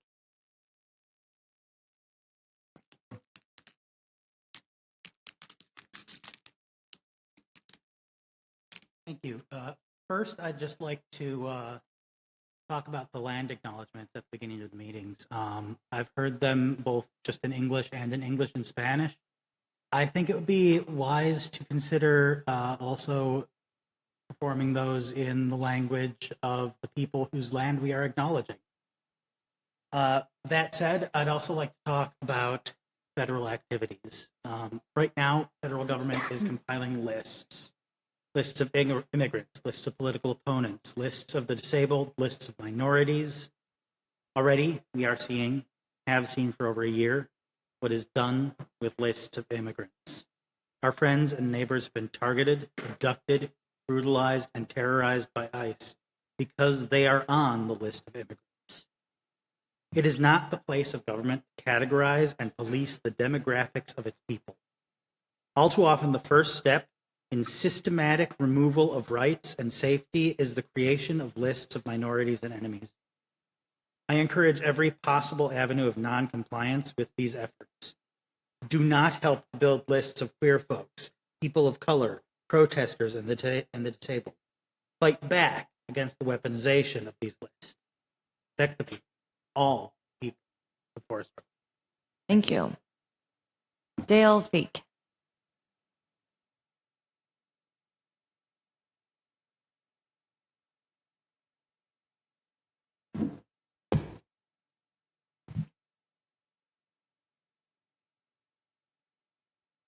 Mayor Wenzel, Council President Valenzuela, and Councilor Dale Feek. Forest Grove since 1966. You, Mayor Wenzel, came up to me and you saw this book. And you said, you need to read that. I agree with you, you do. But more importantly, or as important, I think you need to listen to Heather Cox Richardson's daily emails. You can listen to it because she records them, or you can read them. You get them on Substack. I listened to her be interviewed by David Rubenstein on the 10th. It was enlightening. I ended up getting it transcribed, and I studied it 3 or 4 times before coming here. It's important for everybody to understand where we came from as a country and where we're going now, because there's a lot of things you can learn from the history of how we've become what we are. So I am going to give you a subscription to the Substack, Mayor Wenzel, and I'm encouraging all the rest of you to get your own. So I'm going to do that. And also, she wrote the book. The most recent is Democracy Awakens, Notes on the State of America. And I had the privilege to go listen to her speak about that book in Portland a couple of years ago. Thank you for listening. Mr. Feek, I appreciate your offer of a gift, but I'm going to decline it because I feel like there might be an ethical question about me taking a gift from you. So I appreciate the thought, but I'm going to decline it respectfully. I will just let you know how you can pay for it yourself. Okay, perfect. Perfect. And the I rest already of you. subscribed. Yes. Oh, you already subscribed. Daily emails. It's great. She's a historian extraordinaire. Couldn't be better. It has implications of what we need to do for democracy. Thank you, Mr. Feek. Carol Allery.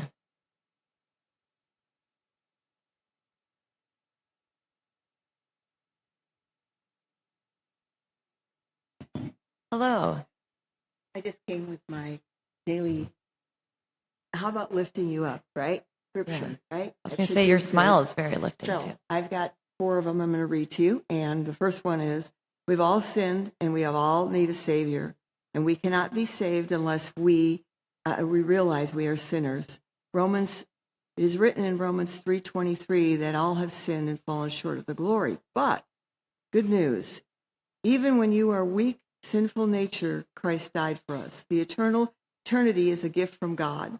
For the wages of sin is death, but the free gift from God is eternal life in Christ Jesus our Lord, in Romans 6:23. And there is no longer proof of evidence of God's love for us. There is no greater proof of God's evidence of his love for us than Jesus' death on the cross. For in Romans 5:8 it says, he showed us he loved us, that while we were still sinners, Christ died for us. Praise the Lord. Because of God's great love and mercy, we must proclaim the gospel to others. They cannot believe unless we share the truth.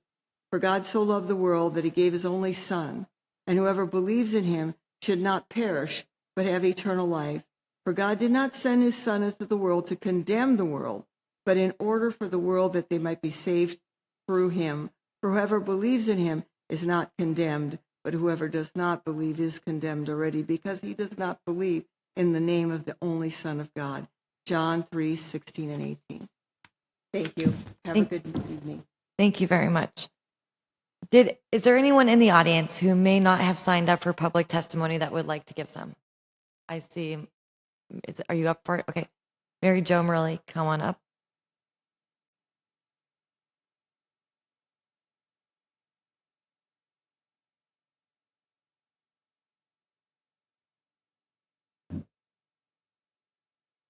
Hello, Mayor and councilors. I'm Mary Jo, 1320 Cedar Street, Forest Grove, and I'm building upon something that Skip mentioned to you all, and that is very important to me because I am one of the roundtable members that he referenced, the Washington County's historical collection, which is now locked up and inaccessible for an extended period of time. And it represents so much to everyone in this room, or it should. As we always mention, the land acknowledgement, and that's part of what that collection represents. The collection is the whole process is going to be very, very difficult for that collection to reemerge. It could take 8 to 10 years before it becomes accessible again. there are constantly people who need access to that, and it is not available. It is in the building at Rock Creek Community College, where the museum has resided for a number of years, since in the 1980s, but it is inaccessible. There are 2 staff people from the county who are doing work to itemize the collection, just do the whole overview of what it contains, and that is going to take an extended period of time. So the members of the round table, we are members of the small historical societies from around the county who were brought together by Washington County Museum many years ago. And we have gathered to help get word out to the larger community about the risk to that collection. Thank you very much for your time. Thank you. Is there anyone else in the audience who would like to give public comment? Seeing no others, anyone online, please use the raise hand feature. Seeing no raised hands, we are going to move on. There are no items on our consent agenda tonight, so we're going to move on to item D, additions and deletions. City Manager, do you have any additions or deletions? No additions or deletions. Thank you, Mayor. Thank you. Councilors, any additions or deletions? Seeing none. On to item E, presentations. The council will hold questions until the end of each presentation. Our first presentation tonight is from the Historic Landmarks Board Annual Update. And we're going to call Natasha Triplett. Nope, we're not. We're going to call Brian Pohl, our Community Development Director, up for that presentation. Thank you, Mayor. Members of the council, apologize, I'm pinch hitting tonight. Matt had some family obligations, and so he's at home. I'm going to do this tonight to give you an HLB update. By way of the 2040 Vision Plan, this HLB update and the Historic Landmarks Board's charge in general relates to community connection, civic engagement and collaboration, and sort of seeking ongoing feedback on city projects and programs, which is going to be done in the Historic Downtown Design Standards. Who is the HLB? As you probably well know, being the council, they are an advisory board serving the city of Forest Grove, and they are appointed by you. It is comprised of residents with expertise or interest. Not everybody has to be an expert in historic preservation to be on the HLB, but they do have an interest, and you do have a very dedicated group of folks who both have expertise and interest in historic preservation. They work in partnership with the city staff to see the city's oversee the city's preservation of architectural heritage and cultural heritage, and they act as a resource for public education and public awareness on historic preservation. Next slide, please. The HLB's role is pretty interesting. You know, a lot of your boards and commissions sort of act in sort of a legislative or sort of, judiciary capacity or sort of a more community-focused capacity, and the HLB is unique in the sense that they do both. They do review new development, alterations, restorations on properties within historic districts, and in that sense, they act very much like the Planning Commission, except for historic properties. They also recommend properties for landmark designation. They advise on preservation-related ordinances, incentives, and policies. They promote historic education, and they collaborate with the State Preservation Office. I know that SHPO, the State Historic Preservation Office, and other local organizations like Friends of Historic Forest Grove. A couple big accomplishments from 2025. There was a window restoration workshop. Brian Petrowski from Classic Community College came down and gave a demo on how to preserve historic windows. That may not sound that exciting, but if you're there, it's actually really kind of cool to see somebody kind of do some of this stuff and talk about old windows and how they can be preserved and sort of some of the merits of having old windows in historic properties. We also had Chris Crean, former city attorney who's now retired, out to do a training Again, as I mentioned before, this board serves in sort of a legal capacity as sort of, a judge and jury, if you will, on historic properties. And so it's important for these members who don't see these very often. They might see one case a year.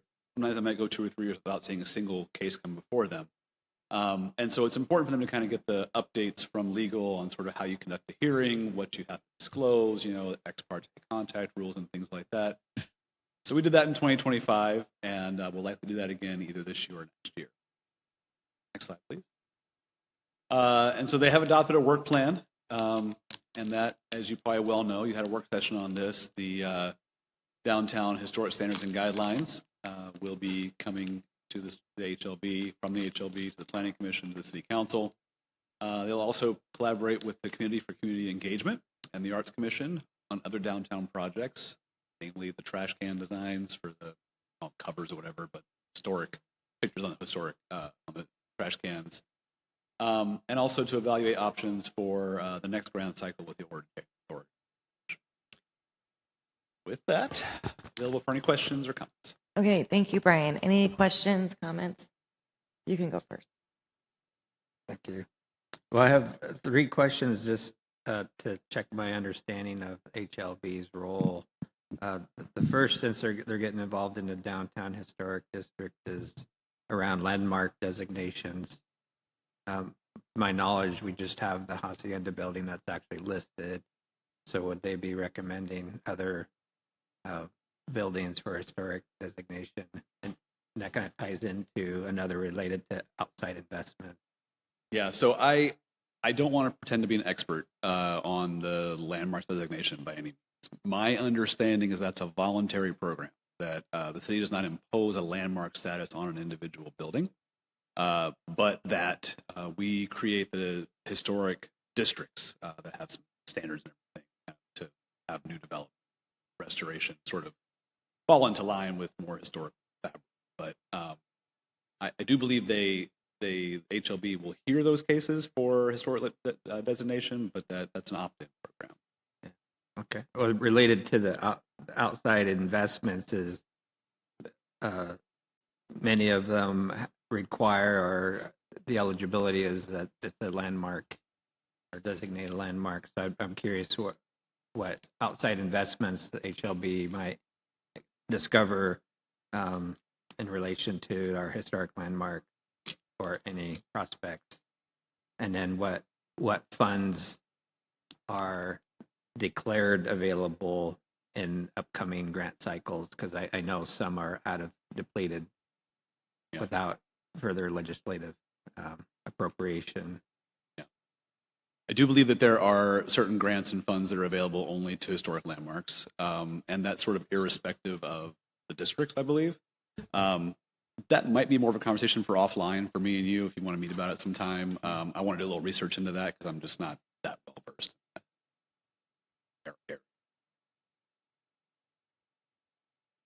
I lost track. Was that 3? Sorry. Good enough. Okay, I'm sorry. I was trying to keep track, but I didn't want to cut you off. Any other questions, comments for Brian? Okay, thank you. Thank you. And next up, Oh, I'm sorry. wait, one, there's, Real quick, just come back. I forgot. No, it's not a question. It's just an acknowledgement that we do have our newest member from HLB, and thank you very much for presenting the award today. I know we put you on the spot, so I really appreciate that. Yeah, thank you very much. Thank you. Okay, our next presentation is Emergency Operations Plan by Chief Gearing. For those of you who do not know, that is our fire chief. Thank you, Madam Mayor. Thank Good you. evening. Good evening, council members. Natasha, you don't have to stay for the whole meeting if you don't want. Okay, just want to make sure you know. Okay, go ahead, Chief. Thank you.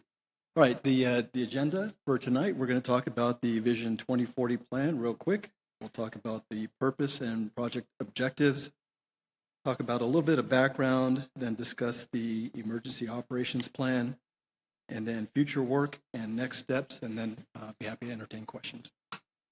Next slide there. The 2040 goal statement is community growth. The outcome is to improve public response in Forest Grove, public safety response in Forest Grove, And the action is to update the city's emergency preparedness plan in coordination with regional planning efforts. Next. The purpose of this project is to sort of fall within the national response framework, which guides how the nation responds to all types of disasters and emergencies. The national response framework is built on scalable, flexible, and adaptable concepts identified in the National Incident Management System. The City of Forest Grove is required to comply with all directives specified within the National Incident Management System as defined in the Homeland Security Presidential Directive, and the Incident Command System, or ICS, as prescribed by NIMS, ensures interoperability across multi-jurisdictional or multi-agency incident management activities through a unified command. Next slide, please. A couple of objectives that we want to take care of. Our first objective is to be in compliance with ORS 401.032, which is the declared policy of the legislature that preparations for emergencies and governmental responsibility for responding to emergencies be placed at the local level. Our second objective is to revise and update and promulgate the Emergency Operations Plan, which provides guidance and procedures for the city to respond to emergency situations resulting from natural disasters, human-caused incidents, and other events that overwhelm the resources or require a coordinated response. Next, please. A little background on the EOP update process. The city created a request for proposal and received 5 responses in 2024. The city interviewed each vendor and selected the highest score, which was Stacy M. Burr Consulting. Stacy Burr Consulting has published over 250 emergency plans, managed and led numerous response operations nationally, and has broad experience providing services to numerous cities in Oregon as well as Washington County. Stacy M. Burr Consulting also produced the Cornelius EOP. Next, please. The EOP was adopted, or the current EOP was adopted by Council in 2014. The current EOP is jointly operated with the City of Cornelius under primary direction of Forest Grove Fire and Rescue through a previous intergovernmental agreement between the cities. Since the dissolvement of the IGA, updated EOPs for each city will be approved by the respective governing bodies. The City of Cornelius EOP was approved on March 2nd, 2026, and the proposed updated Forest Grove EOP will ensure clarity in roles, proper oversight, and execution of emergency response in each community. Next, please. So what is the EOP? The Forest Grove Emergency Operations Plan provides guidance and procedures for the city to respond to emergency situations resulting from natural disasters, human-caused incidents, and other events that overwhelm resources or require a coordinated response. The EOP provides the base framework that defines operational priorities and the method of implementation the city will utilize to guide and support emergency management efforts. Specifically, the EOP describes the roles and responsibilities of city departments and personnel when an incident occurs and establishes operating guidelines that support implementation of the National Incident Management System, including adherence to the concepts and principles of the Incident Command System. Next, please. What's in the EOP? The EOP is comprised of 3 main elements: the basic plan, functional support annexes, and a hazard planning annex. Next slide. The base plan describes the fundamental systems, strategies, policies, assumptions, responsibilities, and operational priorities the city will utilize to guide and support emergency management efforts. Essential elements of the base plan include a description of the emergency services that are provided by governmental departments and agencies and how resources are mobilized, an outline of the methods for carrying out emergency operations and the process for rendering mutual aid, an overview of the system for providing public information, emphasis on the need for continuity planning to ensure uninterrupted government operations. These elements culminate with the comprehensive emergency management concept of operations, which outlines the relationships and responsibilities for city government and its departments.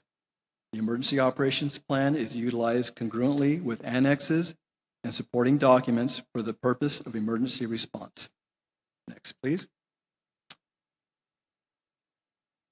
The next element in the EOP are functional support annexes, which include Critical Infrastructure Annex, Emergency Services Annex, Mass Care and Sheltering Annex, and the Recovery Annex. Functional support annexes are utilized to describe and identify paramount operational functions for emergency purposes not described within the EOP base plan. Support annexes are not standalone documents, but rather build upon the base plan and provide additional details for complex emergency functions. Support annexes describe the specific roles, responsibilities, duties, and actions city departments, emergency partners, and non-governmental organizations will implement within the city. The Emergency Services Annex describes response functions and capabilities employed by city departments and support agencies during a citywide incident. Next, please.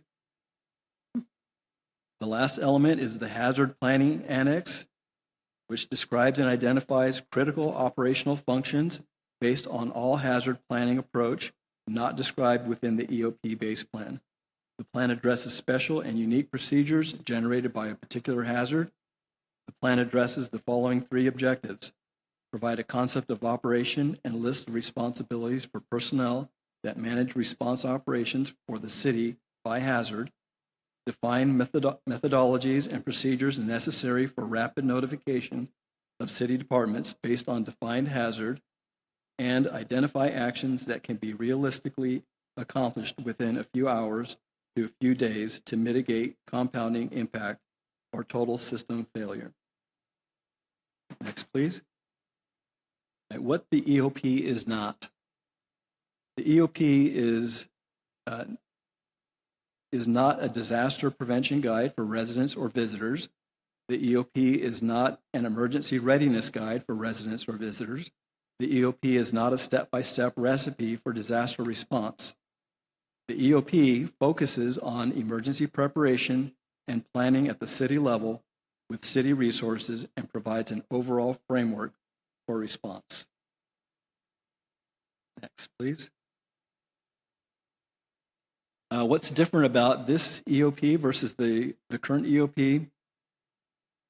The new updated EOP is organized differently and offers the base plan as a standalone document. It provides a separate document for each of the annexes, and it also provides a separate document on the incident command system and EOC position checklist. This makes for easier referral and clarity in roles and responsibilities. Next, please. Council roles and responsibilities. They have not changed. We ask council to set the tone and direction in the community for prevention, mitigation, preparedness, response, and recovery activities, have a general understanding of the city's emergency operations framework, create or adopt local ordinances and plans that contribute to the emergency management mission, collaborate with community leadership, and establish partnerships. Perhaps, next slide, perhaps the most important role of the council is to declare a state of emergency if necessary and act on emergency funding needs. Next, please. A little more work ahead once the EOP is adopted. We will create a roster of designated EOC workers, ensure minimum EOC training is completed, create an emergency EOC callback procedure, create opportunities for position-specific EOC training, update EOC position descriptions and checklists, ensure the EOC is operationally ready to open, and conduct internal training exercises. Next, please. In summary, the EOP focuses on emergency preparation and planning at the city level with city resources and provides an overall framework for response. And then next steps.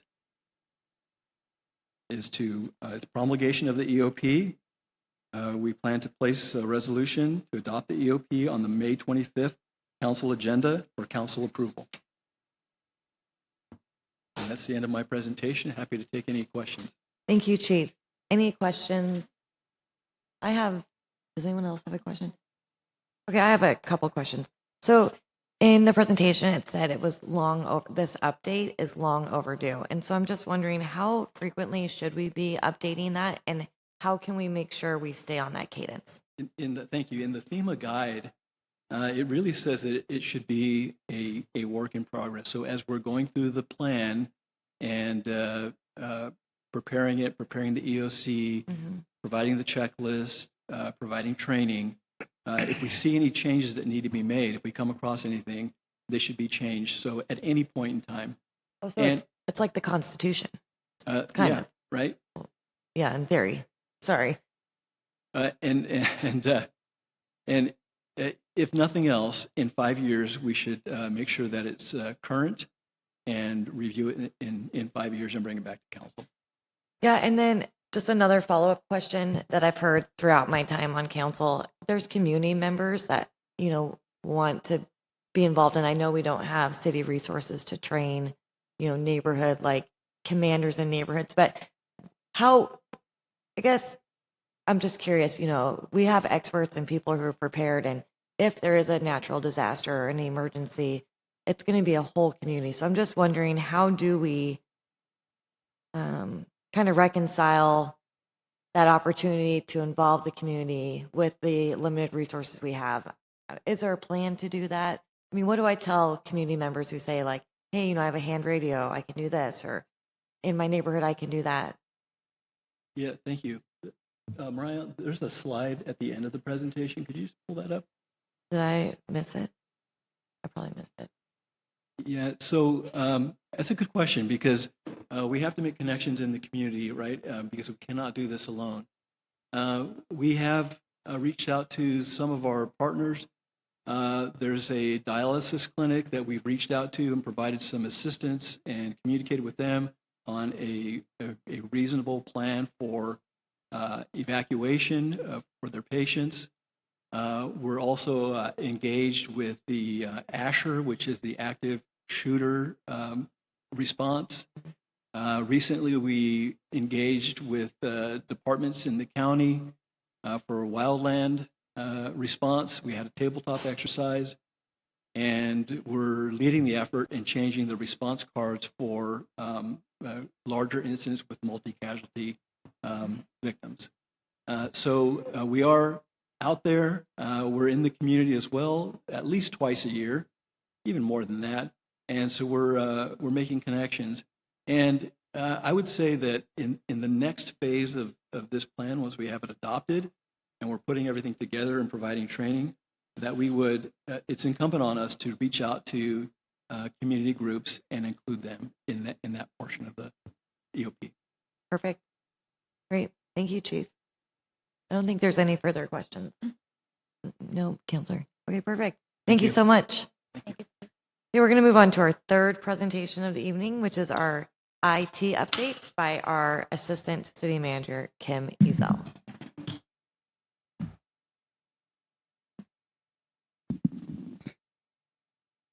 Good evening, Mayor, members of the council. Just waiting for the presentation to come up. We got the very exciting presentation about our IT. So tonight we'll talk a little bit about the background, progress report, and next steps. If we can go forward 2 slides.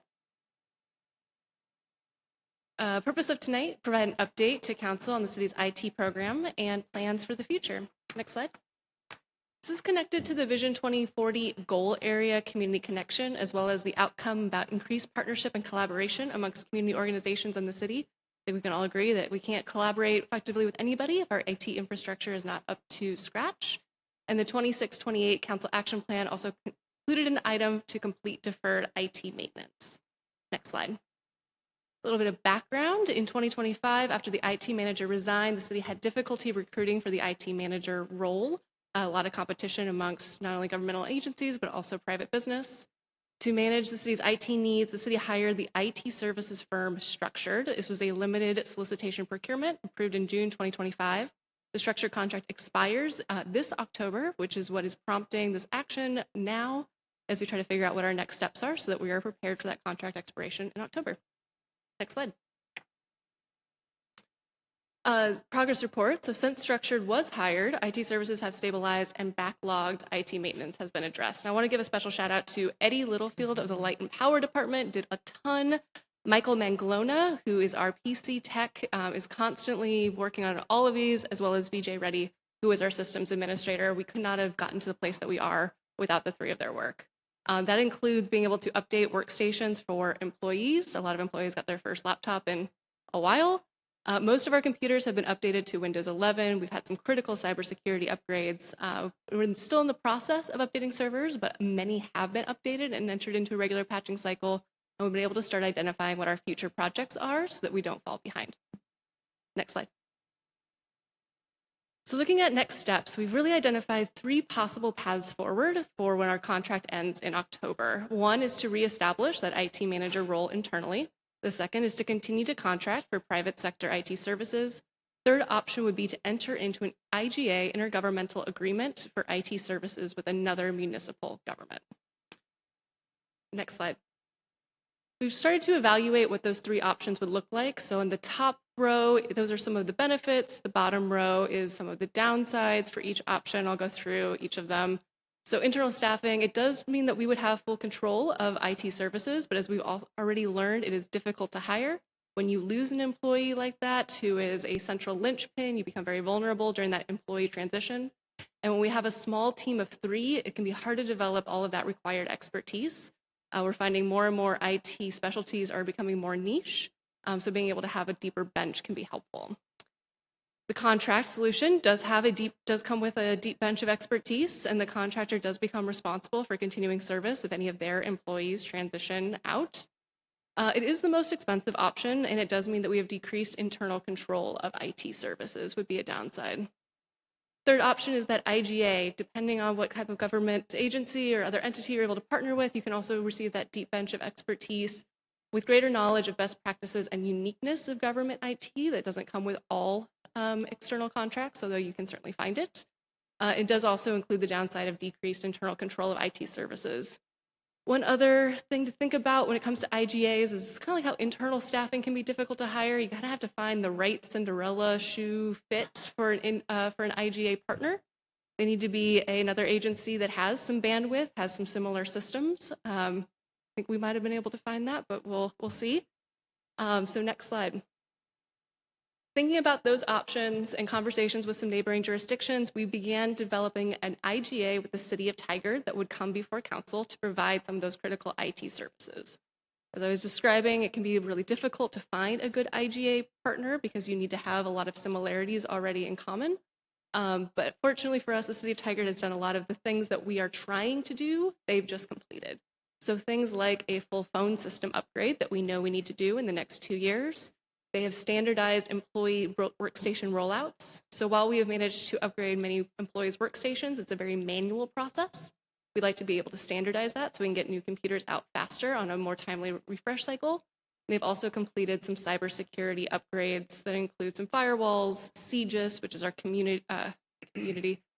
It's our criminal justice information system. They are up to that CGIS standard that we are still trying to get to.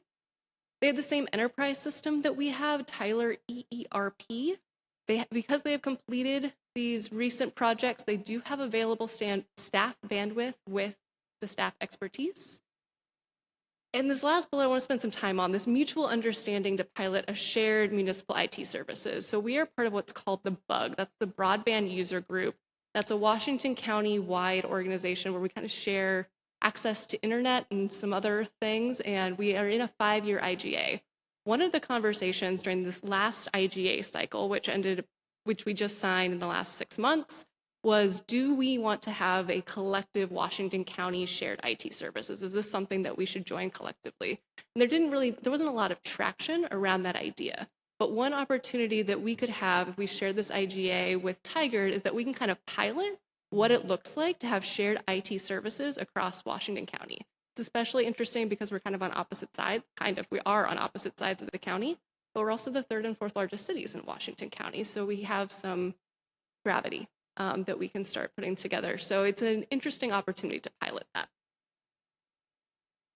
And that is the quick and dirty IT update. Happy to answer any questions. Thank you. Any questions or comments? Go ahead, Councilor Schimmel.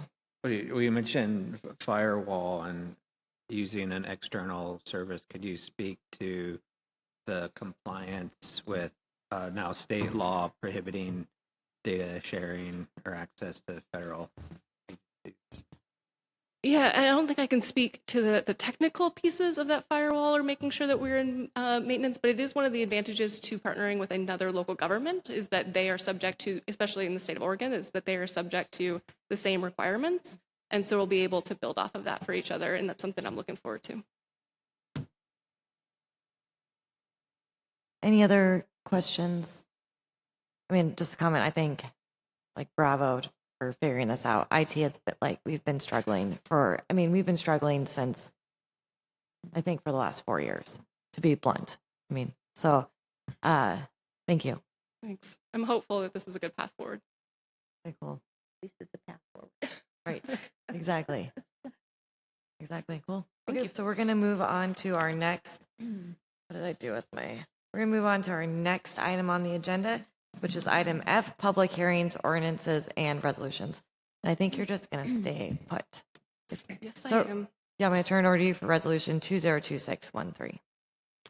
Yes, thank you. The item before you tonight is an IGA with Metro that extends Forest Grove's participation in the Solid Waste Community Enhancement Program through December 31st, 2030. The program was established by Metro to enhance communities that host waste management facilities. Per the program, Metro collects a fee of $1.50 per ton of waste collected at the transfer station and transfers those collected funds to Forest Grove to administer a community enhancement grant program. The city receives about $100,000 per year through this process. Last year, funding was awarded for projects by the Family Peace Center, the Forest Grove Cornelius Chamber of Commerce, Forest Grove Elks, St. Vincent de Paul, and Pacific University. The proposed IGA is essentially the same as the current IGA with few changes. The most notable change is that the CEP grant committee will need to add one community member. If council approves the IGA, the full CEP committee will be briefed on implementing the change at their next meeting, and I'm happy to answer any questions. Okay, great. Questions for him? Okay, seeing no, or hearing no questions, what is the wish of the council? Move to approve. Second. Okay, resolution 202613 was moved by Council President Valenzuela and seconded by Councilor Martinez. Any discussion? Hearing no discussion, will the city manager please read it by title only? Resolution 2026-13, authorizing the city manager to endorse Community Enhancement Grant Program intergovernmental agreement between the city of Forest Grove and Metro. Great. Okay, all those in favor, please say aye. Aye. Aye. All those opposed? Hearing none. Resolution 202613 has been approved by the Forest Grove City Council in a 7-0 vote. Thank you very much. And then we're going to keep on moving with resolution 202614. The resolution before you tonight adopts the city's investment policy. Adopting the investment policy is an annual required operation of the city per ORS. The investment policy applies to most city funds, but notably does not apply to the city's defined benefit plan investments. The city's outside investment advisor has reviewed the policy and has no recommended changes. The city's outside investment advisor also had no recommended changes last year. There have been no changes in state investment laws or investment best practices since the policy was last reviewed, and so staff is recommending readoption with no changes. I'm happy to answer questions. Okay, any questions for our assistant city manager? Hearing none, what is the wish of the council? Move to approve. Second. Great, thank you. Councilor Martinez, seconded by Councilor Falconer, resolution 202614. Any discussion? Hearing none. Will the city manager please read it by title only? Resolution 2026-14, adopting revised investment policy for the city of Forest Grove and repealing resolution number 2025-40. Thank you. All those in favor, please say aye. Aye. All those opposed? Hearing none, Resolution 202614 is approved by the Forest Grove City Council in a 7-0 vote. Thank you. Okay, so now we're going to move on to our council communications, and I'm going to start with our council president, Valenzuela. So I have nothing to report. The Policy Advisory Board has canceled the meetings for the month of May and the month of June. So I have no meetings. My only announcement this evening is that I've had my third grandchild. Really? Little boy. Yeah, my bad. Okay, next up, congratulations, by the way, Council President. Thank you, Mayor. Councilor Faulkner. Well, HLB was my only meeting. And so again, just wanted to welcome our newest member, Natasha. Thank you for joining us and for helping out tonight. Okay, and we're going to move on to Councilor Gustafson. Nothing to report. Okay, thank you. Councilor Marshall. Nothing to report. Thank you. And Councilor Martinez. So Rural Fire Board, they've tentatively finished their budget, and they have a new bookkeeper, Amber Woodford, and she's doing a fabulous job. She's really doing it well with good job for the department. So She's a former student of mine, and her dad's a she? former firefighter for Forest Grove. Mhm. Just a little. Yes. Yes. That's it. Cool. Thank you. I think that leaves us with Councilor Schimmel. Nothing to report. Okay. No, we're like way ahead, but this is the wild, crazy ride we're on here. Go, city managers reports. All right, thank you, Mayor. I do have a few things to report. So Metro's Future Vision Survey. This is Metro is going through a planning process for the next 50 years, very similar to the 2040 process that they went through in the late 90s, early 2000s. They've got a survey that they have promulgated. The city will be putting that survey on our website, probably also putting something out on social.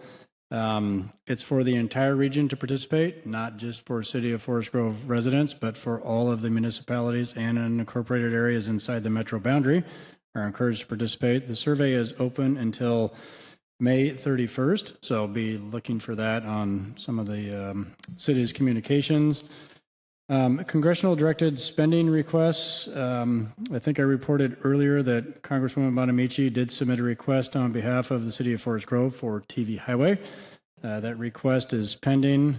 The Senate has made their request, but there has not been any kind of reconciliation between the House and the Senate yet. So I don't have anything further to report on that, except that TV Highway is still in the running. Couple things to follow up from earlier during the work session. The farmers market, as everybody know, has started. Last week was the first farmers market of the year. As part of the farmers market, the city has what's called an MOU, or a kind of a long-term street closure permit with Adelante Mujeres. Couple key things that are different this year. Just a couple changes of note. One is that 21st between Main and A, due to the discontinuance of the Festival of the Arts, that will not be closed as part of the first Wednesdays. And then secondly, the city was collaborating with Adelante for some additional road closure barricades and signage to improve safety. Last year, there were some concerns on South Main next to Pacific and also on North Main. So we're collaborating with Adelante on some additional signage there, so look for that. Couple things coming up. The city is doing two studies. One is a grocery store analysis for our urban renewal properties. The other one is a boutique hotel analysis. The grocery store analysis is complete. The boutique hotel analysis is near completion. So they're promulgating the executive summary now. Staff is reviewing it. Once both of those are fully complete, we'll summarize the results and we'll have a urban renewal agency work session probably sometime in June. We heard from ODOT. They are going to start construction on TV Highway on the A and B mid-block crossing, likely in late May. Just for a reminder, this is the pedestrian crossing that will go north to south across just south of Rose Grove and then goes south to the bus stop across Pacific Avenue. It will have what's called a rapid flashing beacon or a flashing light that you can press to alert drivers to stop while you're crossing TV Highway. We recently were in touch with the railroad. I want to give a shout out to Oregon Department of Transportation, ODOT. They were assisted us in contacting the correct folks at the railroad to talk about the design for the Safe Routes to School project that the city is looking at doing over on Mountain View. Sometimes getting the right person at the railroad is very key to being able to finalize the design, run some concepts by them. So a big thanks to ODOT for kind of brokering some of those communications. The emergency intertie, the water intertie, that's the one that's being installed on the 72-inch line from Joint Water Commission that goes to Hillsborough. This is to add some redundancy to the city's water system. That project's going great. It's going to be fully completed in June. The Public Works Administrative Building is going really well. Kudos to Crystal Strassel and also Greg Robertson. That project is actually ahead of schedule by about a month. It's currently under budget right now, so we're very happy with that. The Friends of the Library book sale starts this Thursday through Saturday, so if you're looking for some books, please go to the library. If you do get a chance to stop by the library, Pacific University's art class is displaying their artwork. It's wonderful. Stop by and have a look.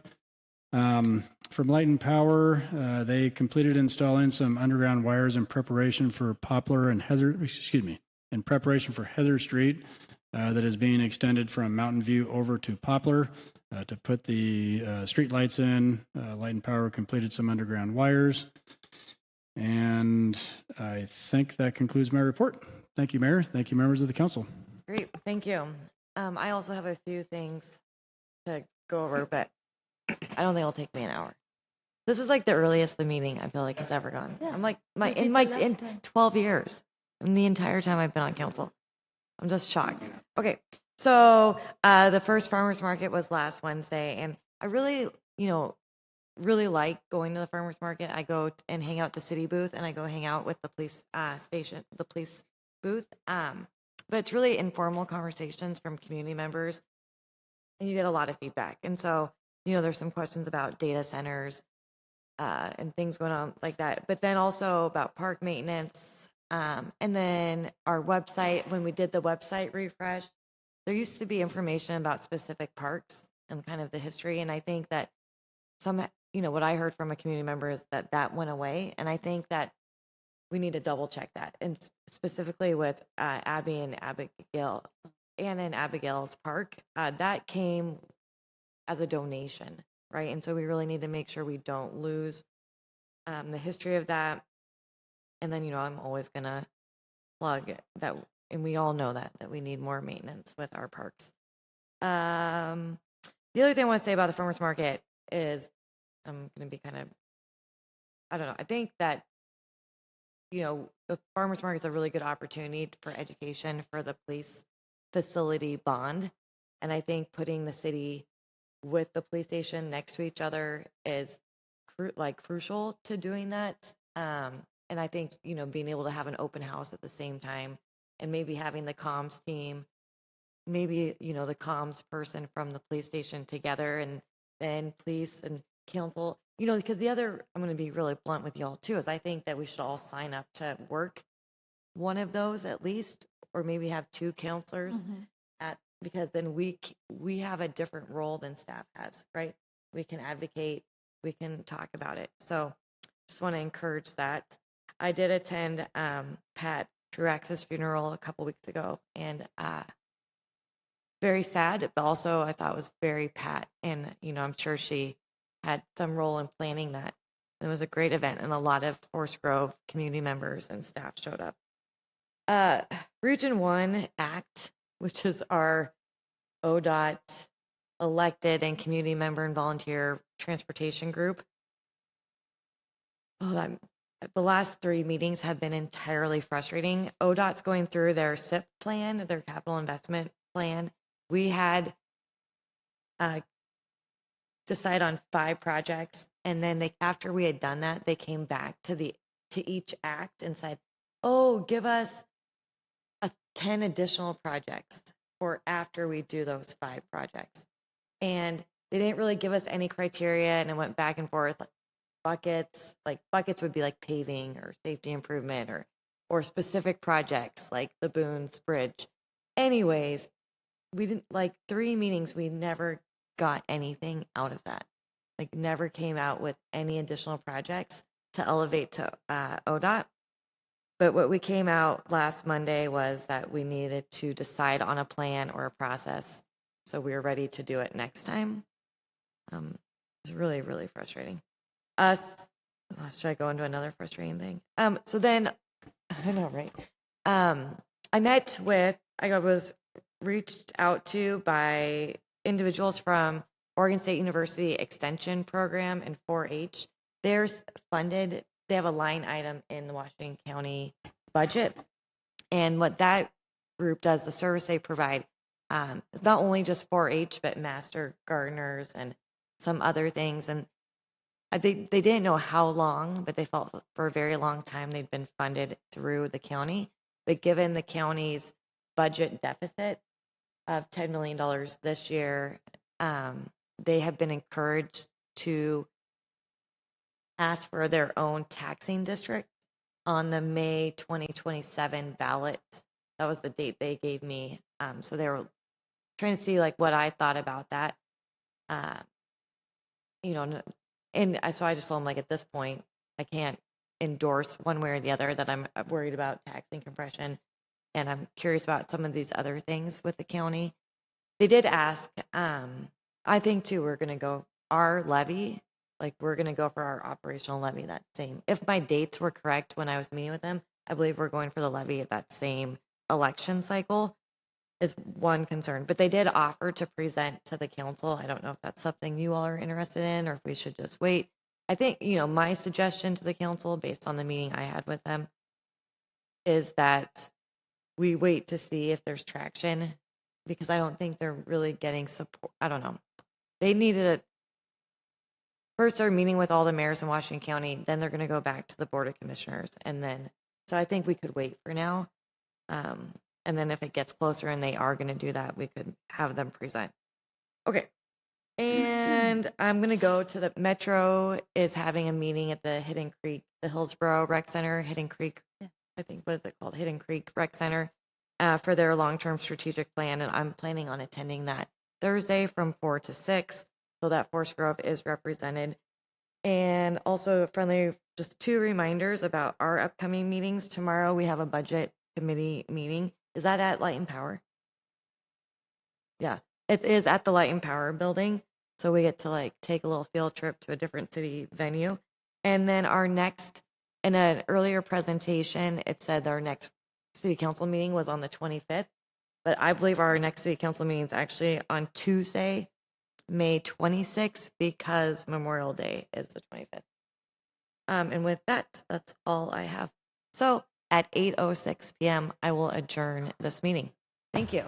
This is the earliest ever.